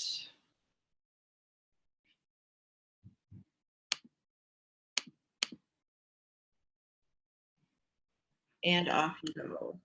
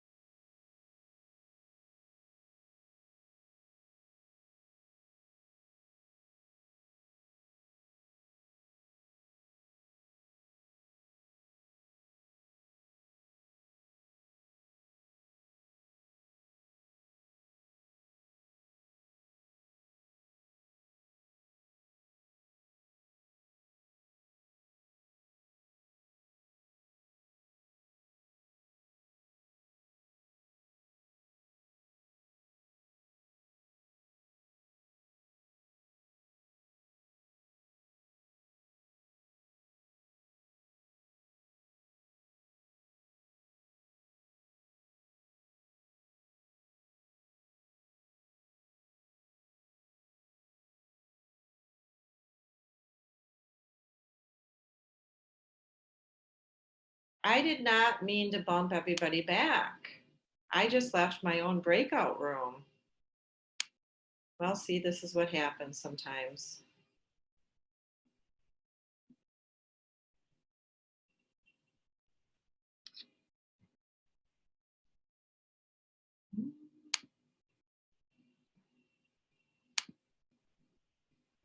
No, they're still on.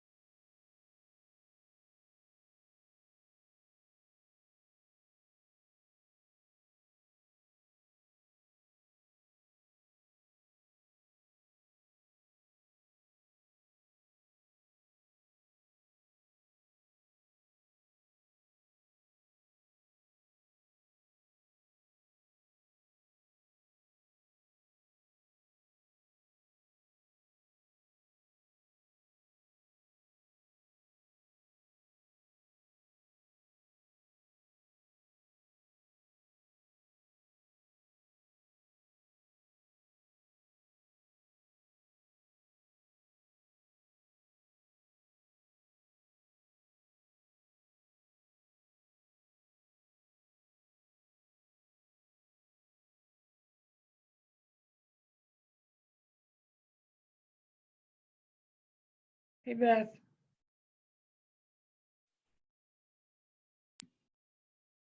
What's up? Hey, I'm just posting Nina's teacher thing. Okay. If you look at it, their hours, I guess, I mean, I would kind of misspoke on the hour thing. Do you want to throw it up? Yeah, I just did. To share it? Where did you put it? I put on the chat. Okay. And what else? Welcome back, everybody.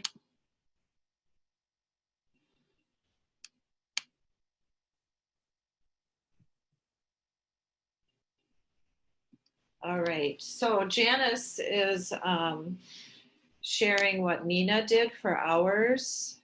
Let's see. All right. If I can, my computer will work here. This is on their website. I saw it yesterday.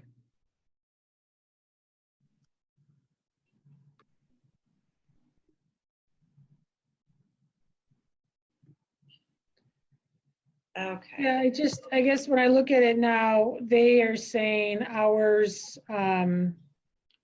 grade K2 1 hour, 3 to 5 2 hours, and 6 12 3 hours. But again, that was one day, so it may vary a little bit in thinking about a week. And again, if it's project based, if there's an extended assignment, that type of thing. So. Mm-hmm. And I was looking through some materials too. Now this isn't in our state, this was somewhere else, but they were saying like to plan 3 hours of work for 6 through 12, because typically teachers are thinking about, well, my class is, so many minutes and so on, but the kids aren't engaged with content all the time. So it's just a different scenario. So as teachers start planning, not to plan for, an hour and a half if you're block time or 50 minutes, but to actually plan for a smaller amount of engagement, because they'll be getting that many, depending on their schedule, times that many. So that is what I have heard as well. So this looks pretty appropriate. And then another question about instruction is, are they supposed to be on their devices all the time? And you all know that no, of course not, because that is not good balance. That's not good practice. This device is only supposed to be used when it's the best instructional tool for that student. So, really planning for maybe the delivery of instructions, just like Denise was showing us, kind of like, here's our plan. They had the Google slide for this week going out, like follow this plan, but all of the activities engaging in the content don't necessarily mean that they have to be on the device. Yeah, and if you want vocabulary around that, we're simply saying that, especially with concerns about screen time and quality online activities, that the use of technology should be age and developmentally appropriate with activities and with younger kids, potentially guided with caretaker or family support to make it active learning for those students. I'll be posting later today. We have an early childhood best strategies for engaging technology with learners that may be helpful as well. So. Thanks, Janice. Okay, thank you for participating in your breakout groups. I want to just tell you, as I'm talking about Zoom and using it as a management tool. So I just broke you up into groups depending on how Zoom did it. And then as a facilitator, I can see who goes out to those Zoom meetings. And there were 2 groups where only one person actually joined the meeting. So maybe somebody has it up and they had to leave or so on. And so I was able to move those other people into another group. So you can manually move people to groups as well. And you can choose, like I said prior, you can actually create your own groups if you have specific students you want to be in a group together and so on. You saw that I could send out messages, so I can send out a message to everybody while you're in your groups. I can join different groups. So I joined, I think it was 6, I can't remember, 6 maybe. And I could have joined every group and just popped in and said hello and jumped out. So you have that option as well. And then when I click on close breakout groups, it counts down, and I'm sure you saw this, for 1 minute. So it'll let you kind of finish your last thoughts and then bring you back to the whole group. So that's how that works. It's simple. The one thing I want to let you know about breakout groups is that in your profile, in your settings, you have to click that you want to be able to access breakout rooms. So just know that it's not automatic. You have to actually choose that. And of course, there are 100 tutorials out there on how to use breakout rooms. So feel free to go find out. So thank you for participating in that. I hope this guide was helpful for you too, to reflect on some of your thoughts as a group.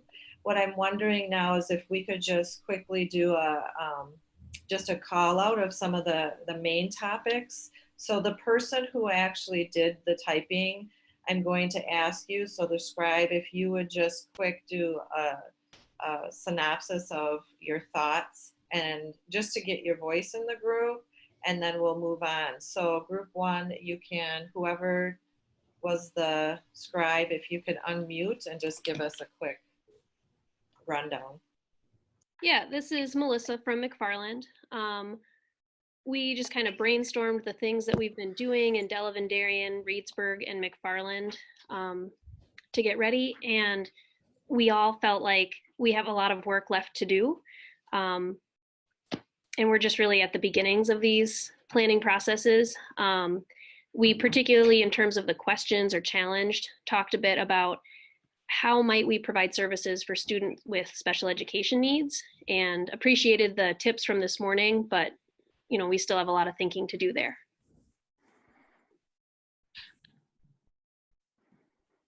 Thank you, Melissa. Appreciate that.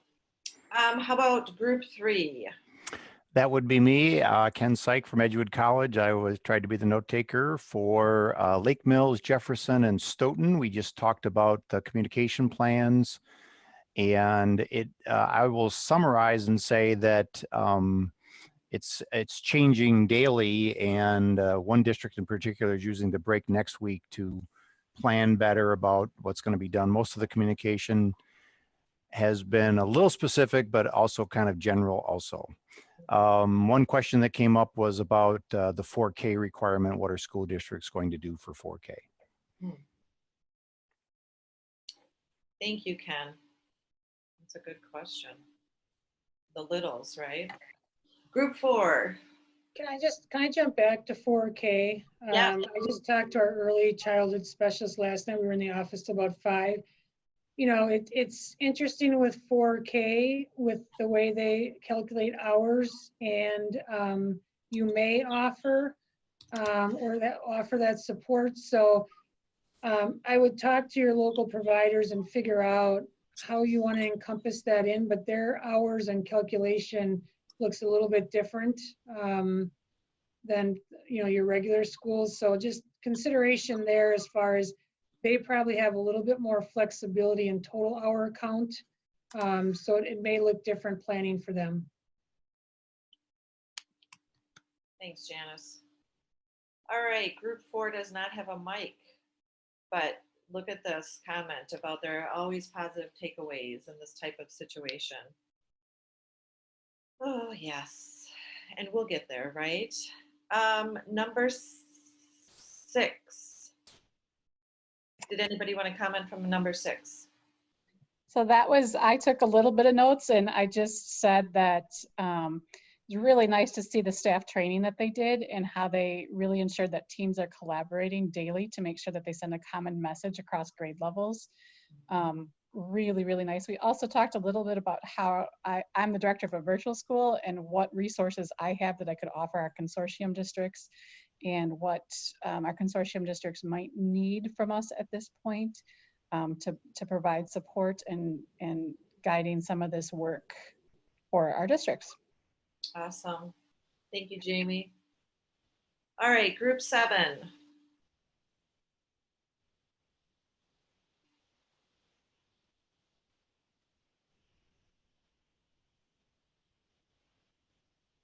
All right, group 7, we got it.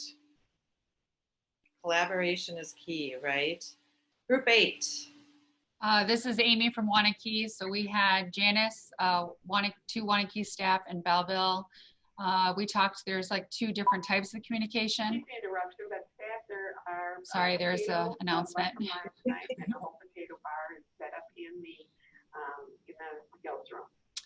So there's communication with staff from us that are kind of, you know, on the front lines of this. And then there's communication with families. So we talked a little bit about, Janice had the good idea of maybe setting up a rotation, like a teacher, like every 3 days checks in with parents and lets them know how their student is doing. We love the idea of sharing, planning across the grade or expert groups just in case someone is sick. A couple questions we had, but then I think the NINA website kind of answered some of this. The consistent weekly plan across building or district, that's one question. Is that probably a good practice? And the defined role part was definitely answered with Nina. Great.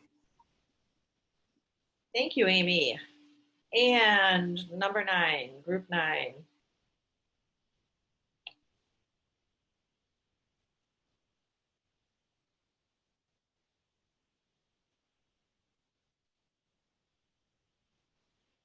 This is Maggie from CESA 5. Can you hear me okay? Yeah, hi Maggie. Hi.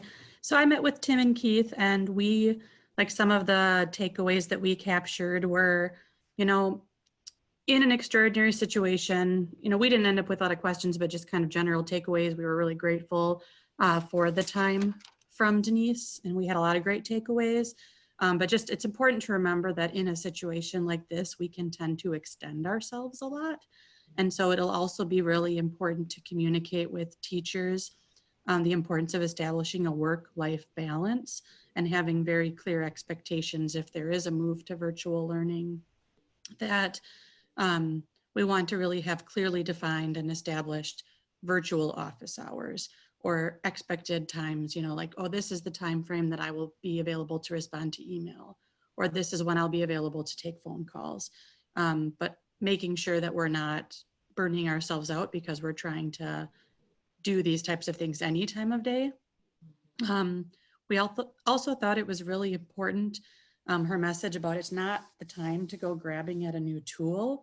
We really want to try to not overwhelm our students and their families with something new, or our teachers by having them have to learn something new on top of all of this. So really considering using what you have and what the kids know, and then looked like they were doing more of layering on Zoom on top of that. And so that's a really good reminder. We did have a little conversation about some of our districts that maybe don't have virtual learning really up and running. And so there might be some caution there about, you know, this may not be the time to full on dive into virtual learning. So what are some ways we can dabble with it and still stay connected with students?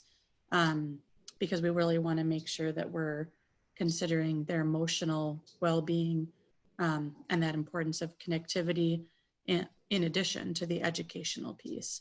And so we liked how on the website she had linked the read alouds. So students had opportunities to listen to read alouds and watch videos. And there are ways that you could connect still in lower tech ways to kind of dabble in technology and virtual learning in this blended learning if you're not fully up and running. Right. And the importance of just administrators all being on the same page and taking time to come together so that there's consistency in communicating with staff district-wide and with that plan. Nice. Thank you, Maggie. That's wonderful. Just keeping in mind, just hearing that, just keeping it in mind that, you know, we need to take care of ourselves and set boundaries too, because you do in order to be good when you are on, right? So it's just really important that we do that.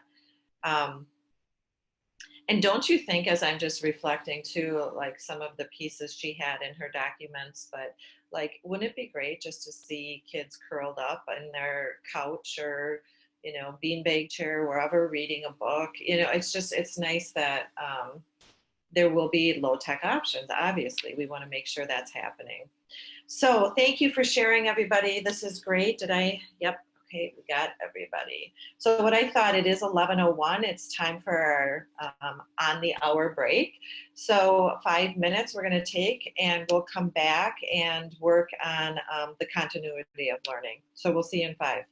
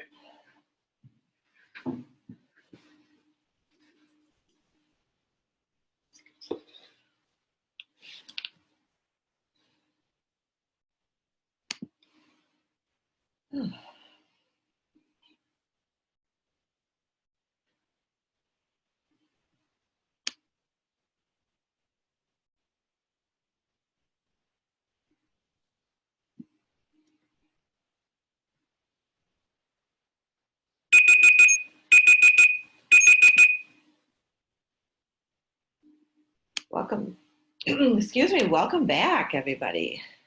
So I'm taking a look at our chat, and let's see.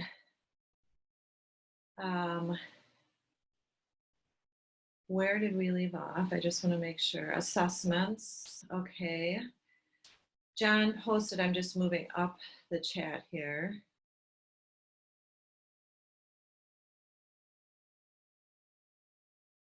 All right. So we have Nina's documents, preparing your Chromebook for online learning. There's a link on there. We'll add these links just so that you know I'll add all these links, and make sure that we have a transcription of the chat for you. There's something from John about DPI to district administrators, a link, assessments, and reach out to community, private Right, that, school. if I can just jump in real fast, that DPI to district administrators link, those are archived emails that Mike Thompson or the state superintendent, Stanford Taylor, sends to all district administrators and CESA directors, and they often forward them to you, but they also are archived here. And so one of them went out this week. My understanding is that there's one being crafted today that will go out at some point, either today or on Monday. And the questions around assessment, the one from this week actually had some information on assessment. I also put a link to the assessment page. The What's New section will also give information on assessment. Great. I know that's a great concern for districts. Let's see. Janice, conversation with the privates. And then Tim, do you want to talk about the AP? I think you have two pieces on here. What did you find out, Tim?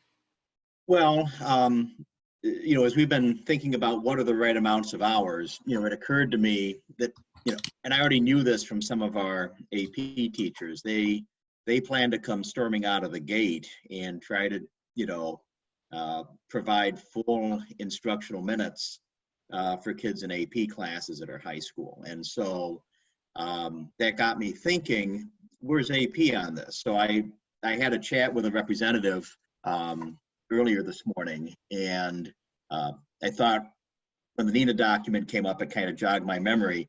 So frankly, I feel they don't have great guidance for us yet, and they haven't fully gotten to a point where they're prepared to share their contingency planning with us. That's my interpretation. What she told me was they know schools are dismissing. Schools that do miss days will need to contact College Board, and then they'll review that on a case-by-case basis. And so I pointed out that some places may close and not have instruction, other places may carry on remote learning, and their current response is remote learning will count as missed days. So we'll see where they're at. I can't imagine they're going to want to have a one-on-one conversation with every high school in the country as this unfolds. And the impact is going to be big enough. They're going to have to think about what they're doing with the May exam. So that's their current position. I just don't think it's going to be their final position. Okay. I don't see how it can be. Okay. Right. I mean, there's a lot of considerations. So I just added that to our document. Thank you for that. And then Janice, you found some early childhood resources.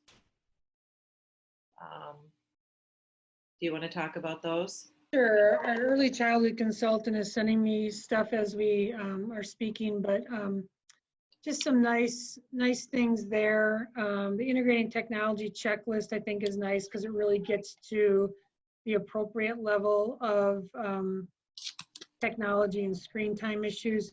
And I'm trying to convert very quickly. Our school nurse just sent a resource about a decision-making tree on school closings from the CDC. So as you guys talk, I'm gonna try to get that uploaded, but I know she's trying to upload stuff as fast as she can, but there's some really good graphics in here that might be useful. So as you keep talking, I'm gonna. Okay, that sounds great. So I am adding Janice's links right now, and they're gonna be super ugly until I get some text, and then I'll make them regular hyperlinks. So anyway, thank you for all of that information. Let's move on to the continuity of learning and how does that happen. And the great thing about it is that we just saw how it happened with Denise this morning. So you can see how they're continuing by using different means of communication pieces to support that continued learning. So here you will see DPI has some resources. So if you click on the continuity of learning, it kind of goes hand in hand with that virtual learning time piece, because both of those in the plan, you will see that you have to work through how you will be continuing the learning.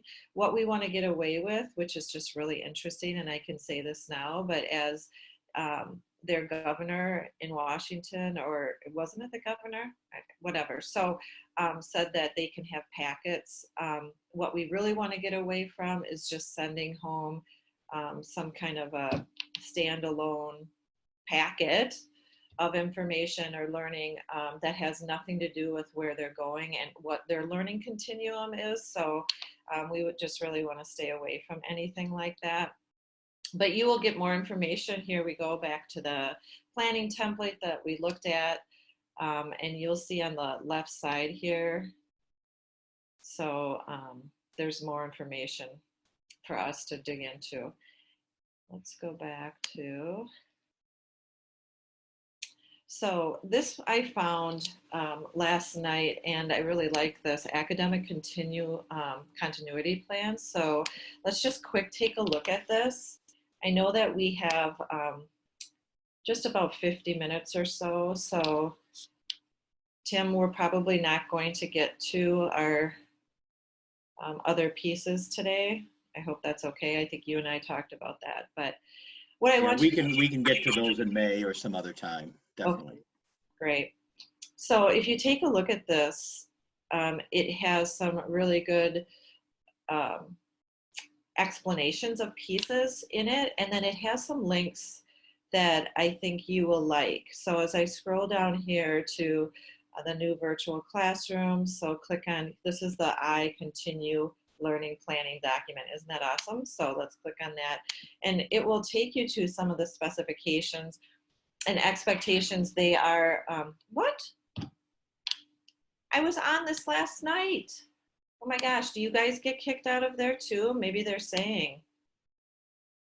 Oh.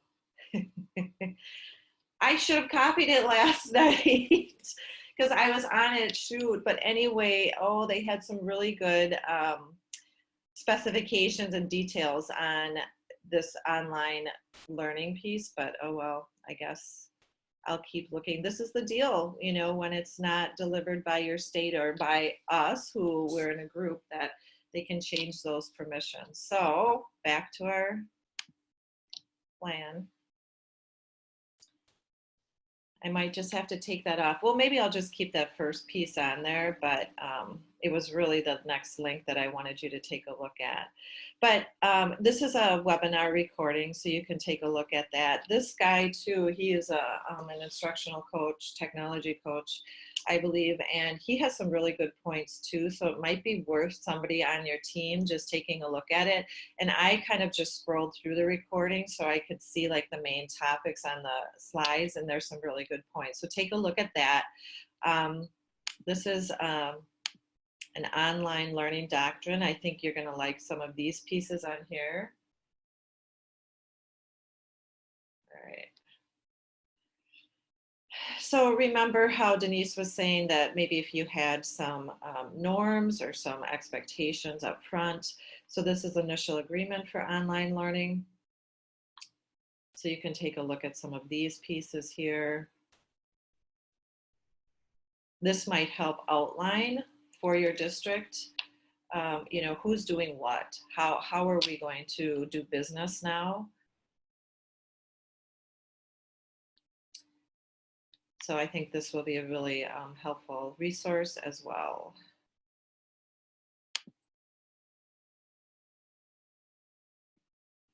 Okay, a question, Keith, are files going to reside in the Google Drive folder? They will be in the Google Drive folder. Who created the online doctrine? I don't know, and actually I wish I did because I would give them credit. This was actually on a Wakelet that had a whole bunch of ideas posted. And I think that Wakelet was from a Future Ready, it's called a Twitter chat. And so they did a Twitter chat on this the other night. And this was one of the pieces that was shared with everybody. So what I want you to know is as we are moving to this type of learning, we talk about blended learning, and I've already talked to all of you about blended learning at a previous meeting this fall. And that's more of like, you're still in the brick and mortar building, but kids are learning in some capacity from some kind of resource online, right? So it's that piece of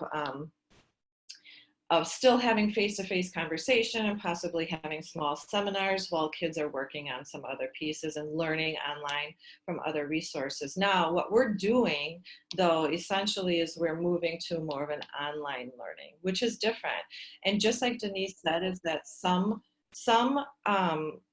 kids will be able to adapt to that and love it, and it's their best way of learning, and some it will not. So just have teachers start thinking about how are they going to prepare for each student's needs as they go through, and what are some of the pieces that you can support with. So, and you can see here screen time, moderate screen time, make sure that they're getting their directions from something digital because that's the way we can communicate right now, but then how are they engaging in activities. So one of the things I just created last night for you to share out is how to think about setting up online learning or virtual learning. And so I just kind of walked through, you know, planning this out. And we could probably even add to this now that we talked to Denise, but how are students going to access content?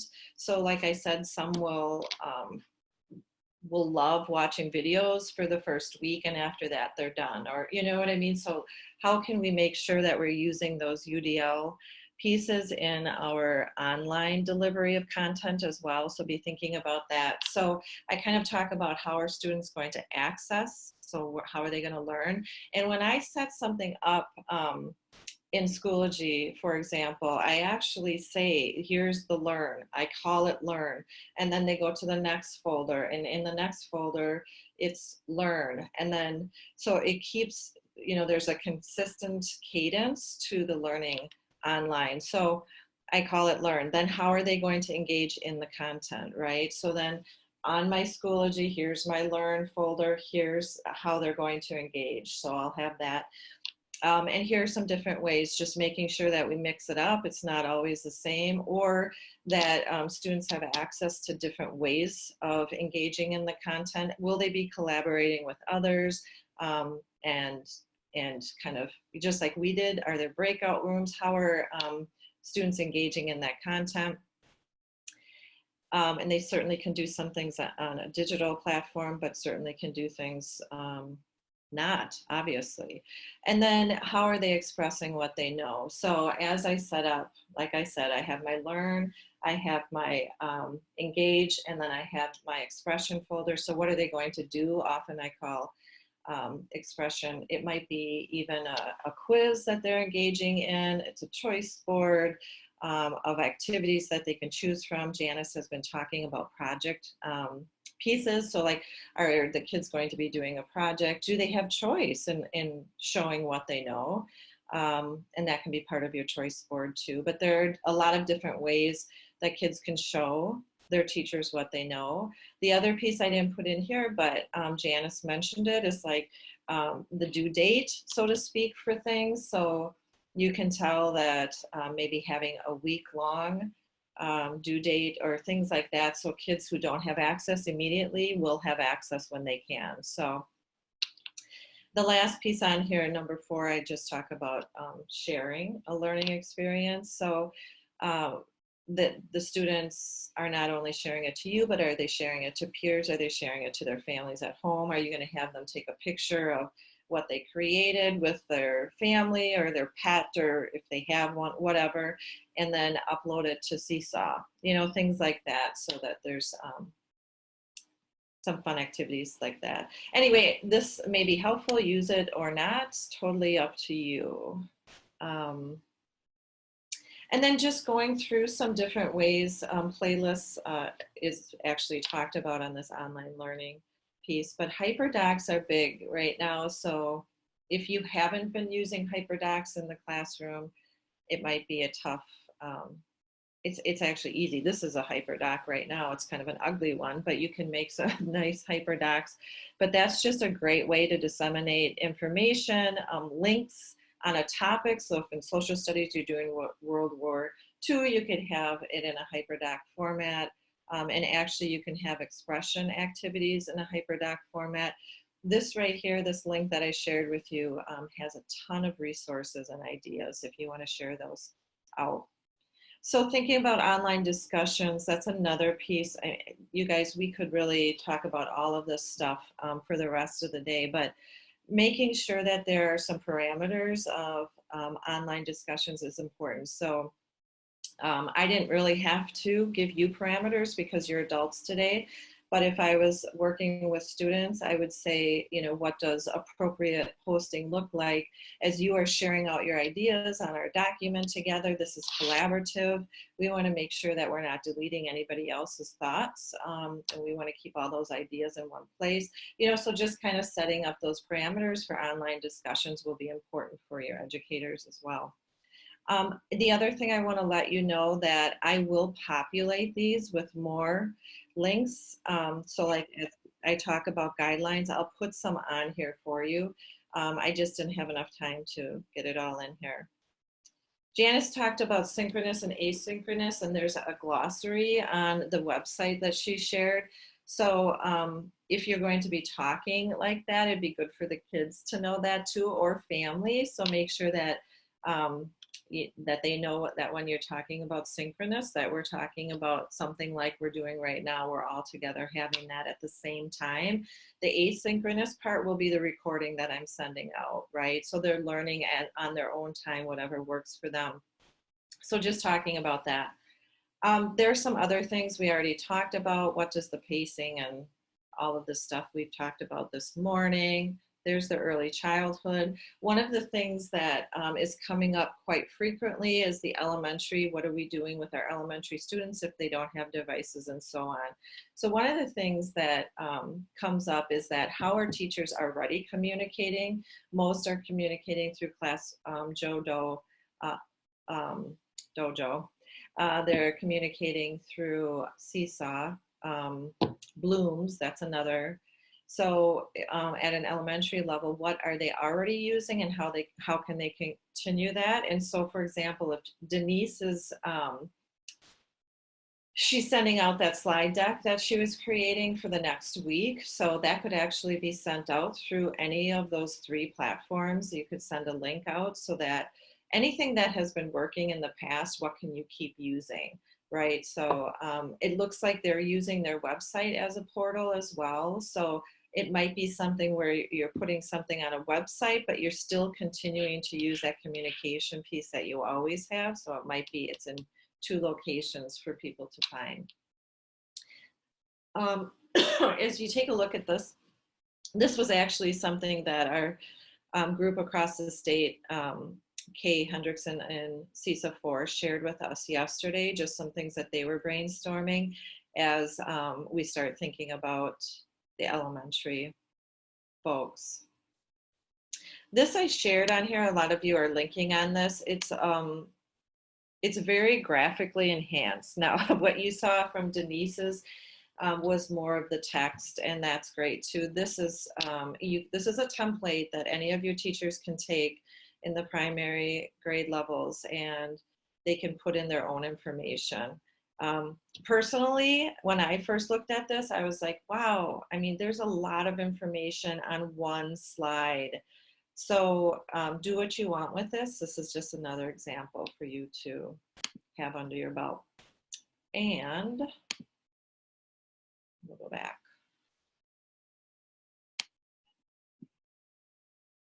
And then we have our AP. Okay, I'm going to go over to the chat for a second here. Oh, you just updated the link. Thank you, Barb. So it should work.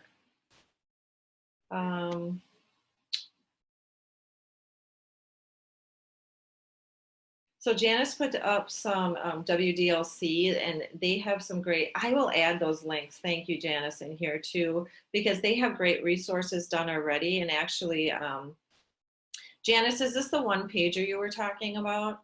Is that done yet, or are you still?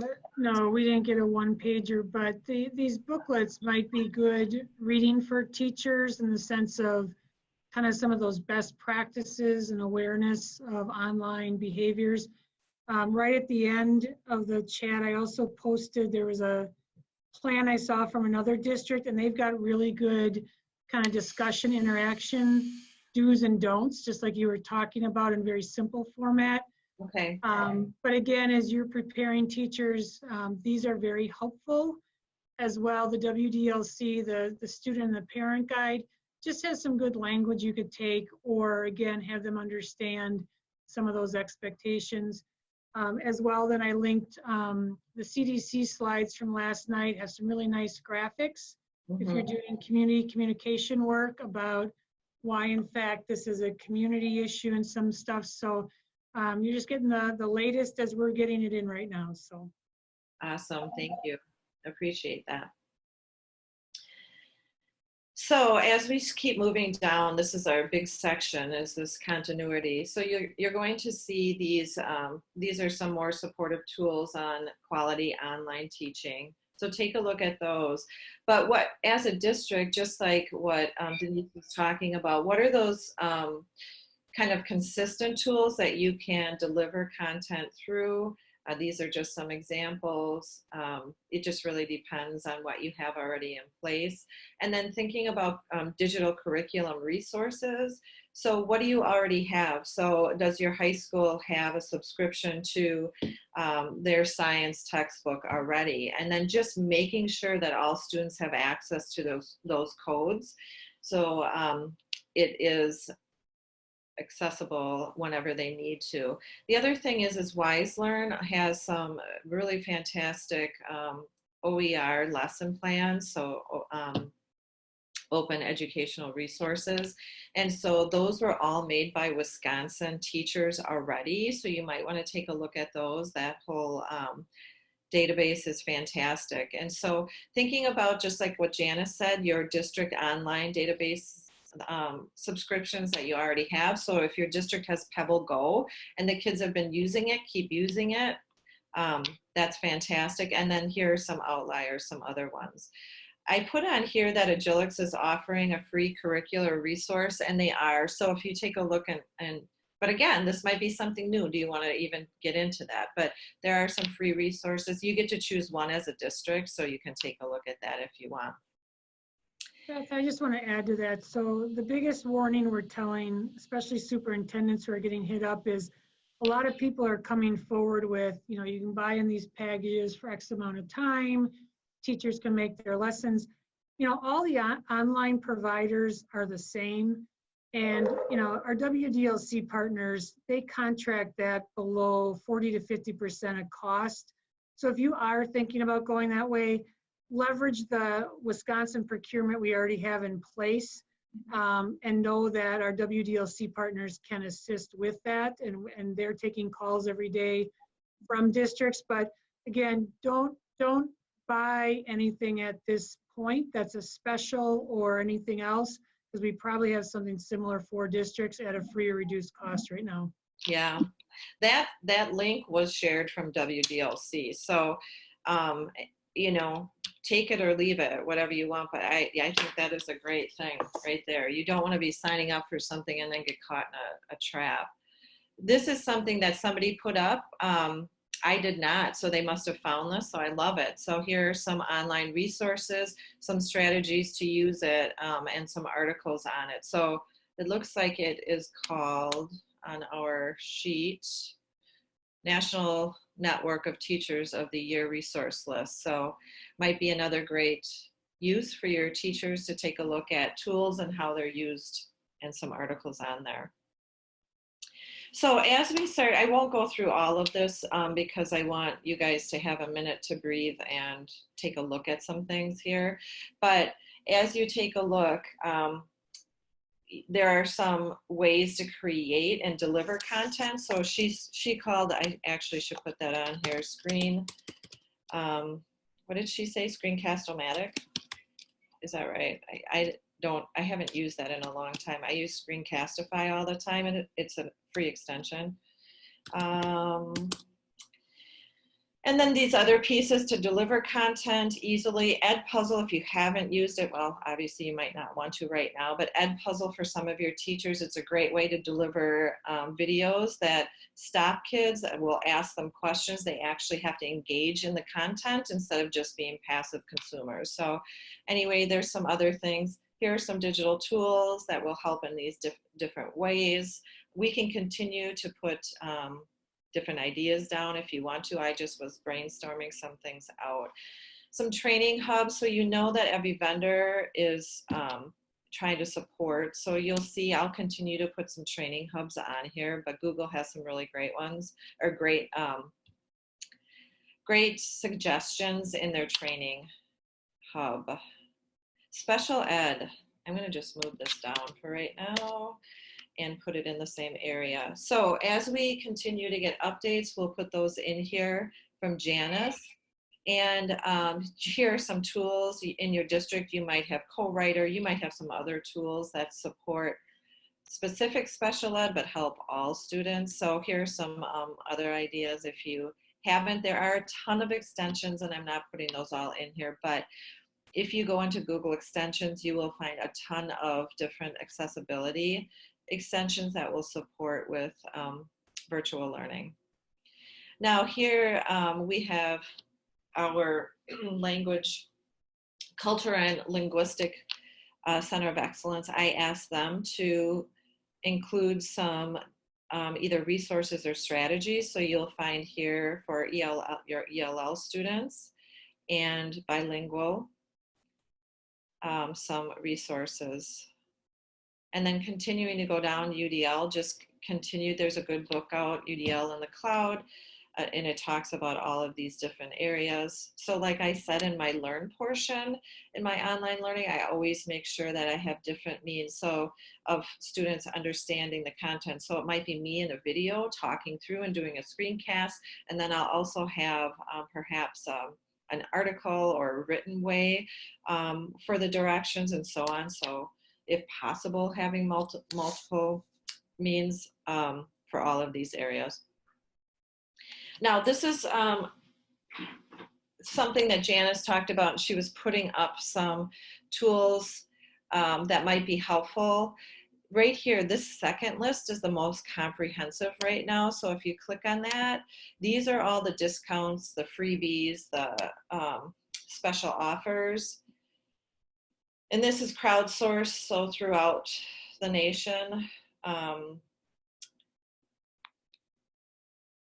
This is continuing to be added to. So these are some of these have had freemiums, meaning that they have a free start, and then you have to go to premium if you have so many, whatever, posts or presentations or whatever. Some of these are free, and some of them have like knocked down the premium, and everybody has access to the whole kit and caboodle. So You will see a ton of different resources here, but again, focus on those that you feel are most pertinent for your district. I want to just see quick how many we have now.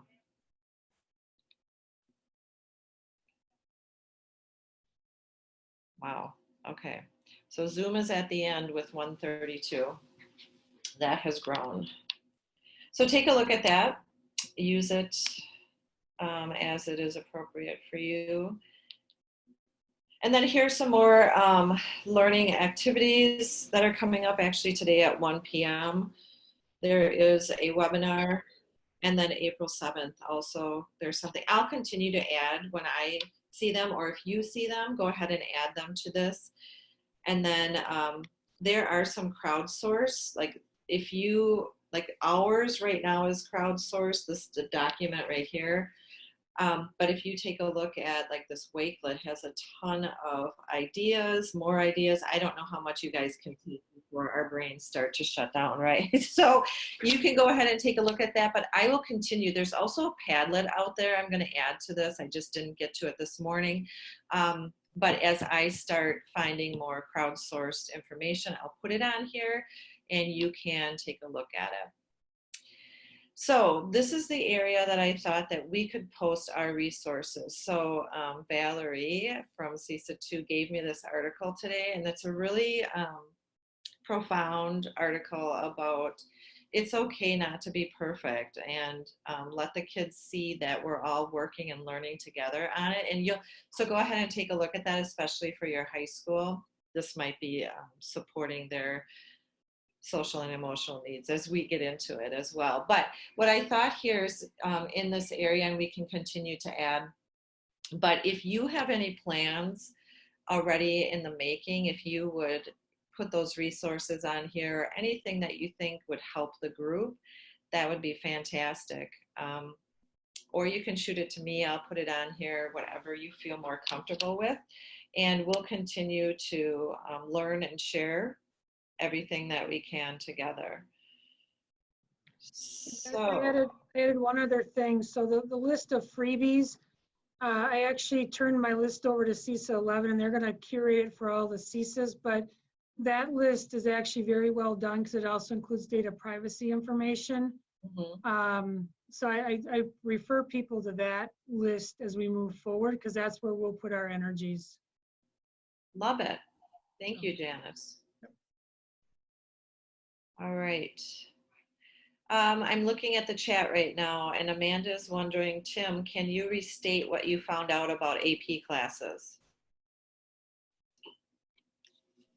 Yes. You know, we shared, so we did do a survey to our staff about their tech availability a few days ago, and advised them that we'd have a gradual, kind of like a drip, drip, drip of more info about our instructional model. And so what I got back from that was several of our AP teachers at the high school were really already leaning forward into really trying to do as much business as usual with remote learning, because they have a May exam coming up. And so that got me thinking more. And so earlier this morning, before the call, I got on with a chat with a college board rep and just said, you know, kind of what's your plan on this? And, you know, basically their plan is any school that misses days needs to reach out to College Board and discuss their situation, and then they'll give them advisement. And it's going to relate to days of instruction. And I shared with the rep that some places may close and really not continue instruction. Other places may try to continue remote learning. And she paused the chat to check with a higher resource, and she came back into the chat and said that virtual learning for the College Board as of now would count as a missed day. Now, obviously we have virtual AP classes, but those are ones that are purpose built for AP courses, whereas what we would be talking about would be shifting from a traditional face-to-face model to a blended model. And so they, at least as of now, would not recognize those as much different than from a day standpoint. I'm still going to tell our AP teachers keep plowing on, but that was their feedback. So my takeaway from that is that's where they are today, but I just can't see that being tenable. If you've tried to talk to an airline representative about canceling a cancellation and they've got a lot of capacity, a college board is not going to want to be talking to every high school that misses days. They'll have to come out with some uniform guidance. Right. And I also think that as this becomes widespread, which I think it will become widespread, they're going to have to come up with some kind of decision about what to do about May testing. So that's the information today. I think it's going to change. Thank you, Tim. Okay, so we have 11:42. I'm wondering and curious about a couple things, like from all of this information, how are you moving forward? And what do you need? How are you planning professional learning for your teachers to prepare them? How will the students and families be prepared? And that's all part of the planning process. So would it be helpful if we broke out one more time and talk to one another about those pieces? We have, let me see here. We could go back in the same group. Some people have had to go, but number 4, and then really thinking about, how are you going forward and what you need. I just want you to know that, of course, DPI, Janice and John, thank you so much for all of your support. What I really love too about this conversation today is that we are all there for each other, or here for each other. So how are we, able to share? So I'm hoping that you guys populate the bottom of that document or let me know. I certainly will make that shared space. And then another thing I was wondering about is how can we do this again? Like, what does the continued support look like? Is there something that CESA 2 can provide? For example, when I was talking to our bilingual and EL programming, they said we can do a webinar.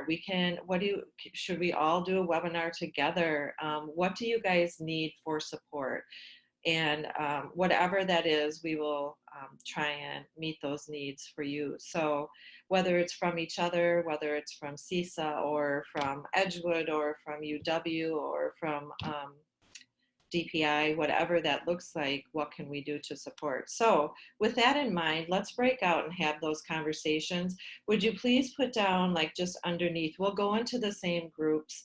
Unless I see that your group members are not there, I'll put you in a different group.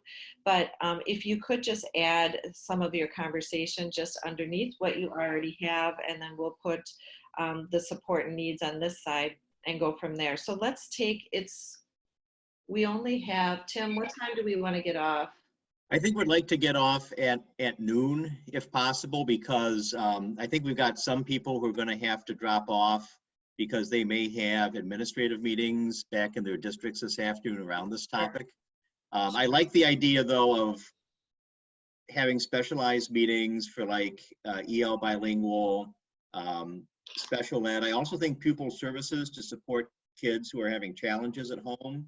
And we can by email or some other means talk about interim meetings of this group on this topic before our regularly scheduled May meeting.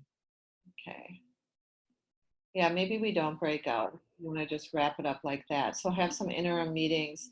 The other thing I was wondering is, do we need to set up some planning meetings so like your team can come and plan, or is it just doable in your district? So sometimes I feel like if you're out of your district, you can get more done because there are fewer interruptions. You know how that goes. So is that something that we need a provided space for? And if so, we could do that.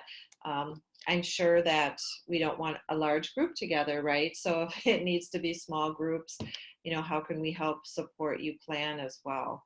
So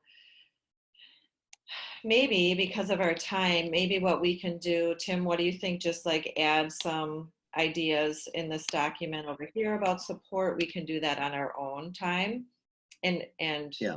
wrap up things now. What do you think?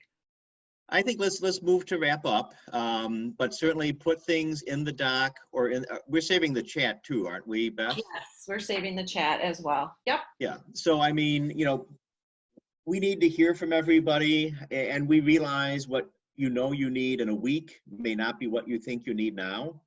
But based on your best thinking right now,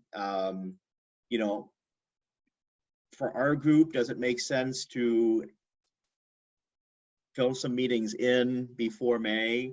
Do we need to work with our CESAs, again, EL, special ed, pupil services? I think tech coaches, we're going to lean on tech coaches, library media, instructional coaches. They're going to have particular support needs, I think.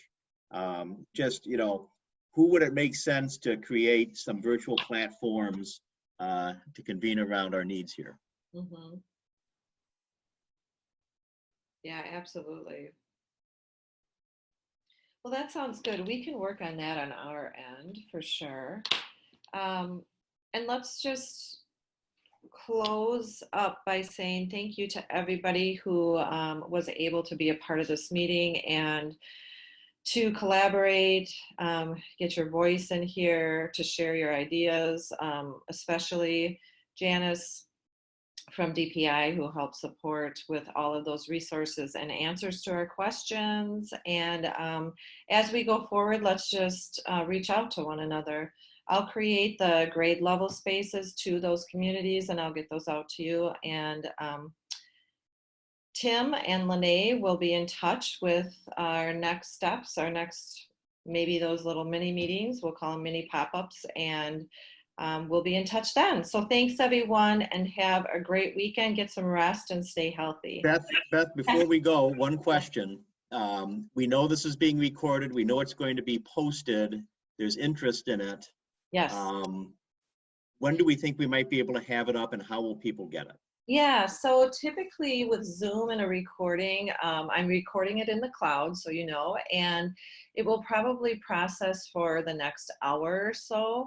It will send me a link, and as soon as I get the link in my email, what I'll do is I'll post it on MeWe, I'll put it in our folder. I'm going to send it out to all of the CNI folks and the technology leaders in CESA too, so everybody has access that way as well. And hopefully I'll be able to include the chat, everything in one spot. So I'll work on that right away as far as the chat, making sure that we have that archived, and then I'll send it out in those multiple places. Does that sound good? It sounds better than good. It's phenomenal. Beth, you've been phenomenal today. You've gone above and beyond and done a wonderful job of facilitating this meeting and demonstrating the tools. We've been in fabulous hands. Thank you. Well, thanks everyone. Have a great weekend. Talk to you soon.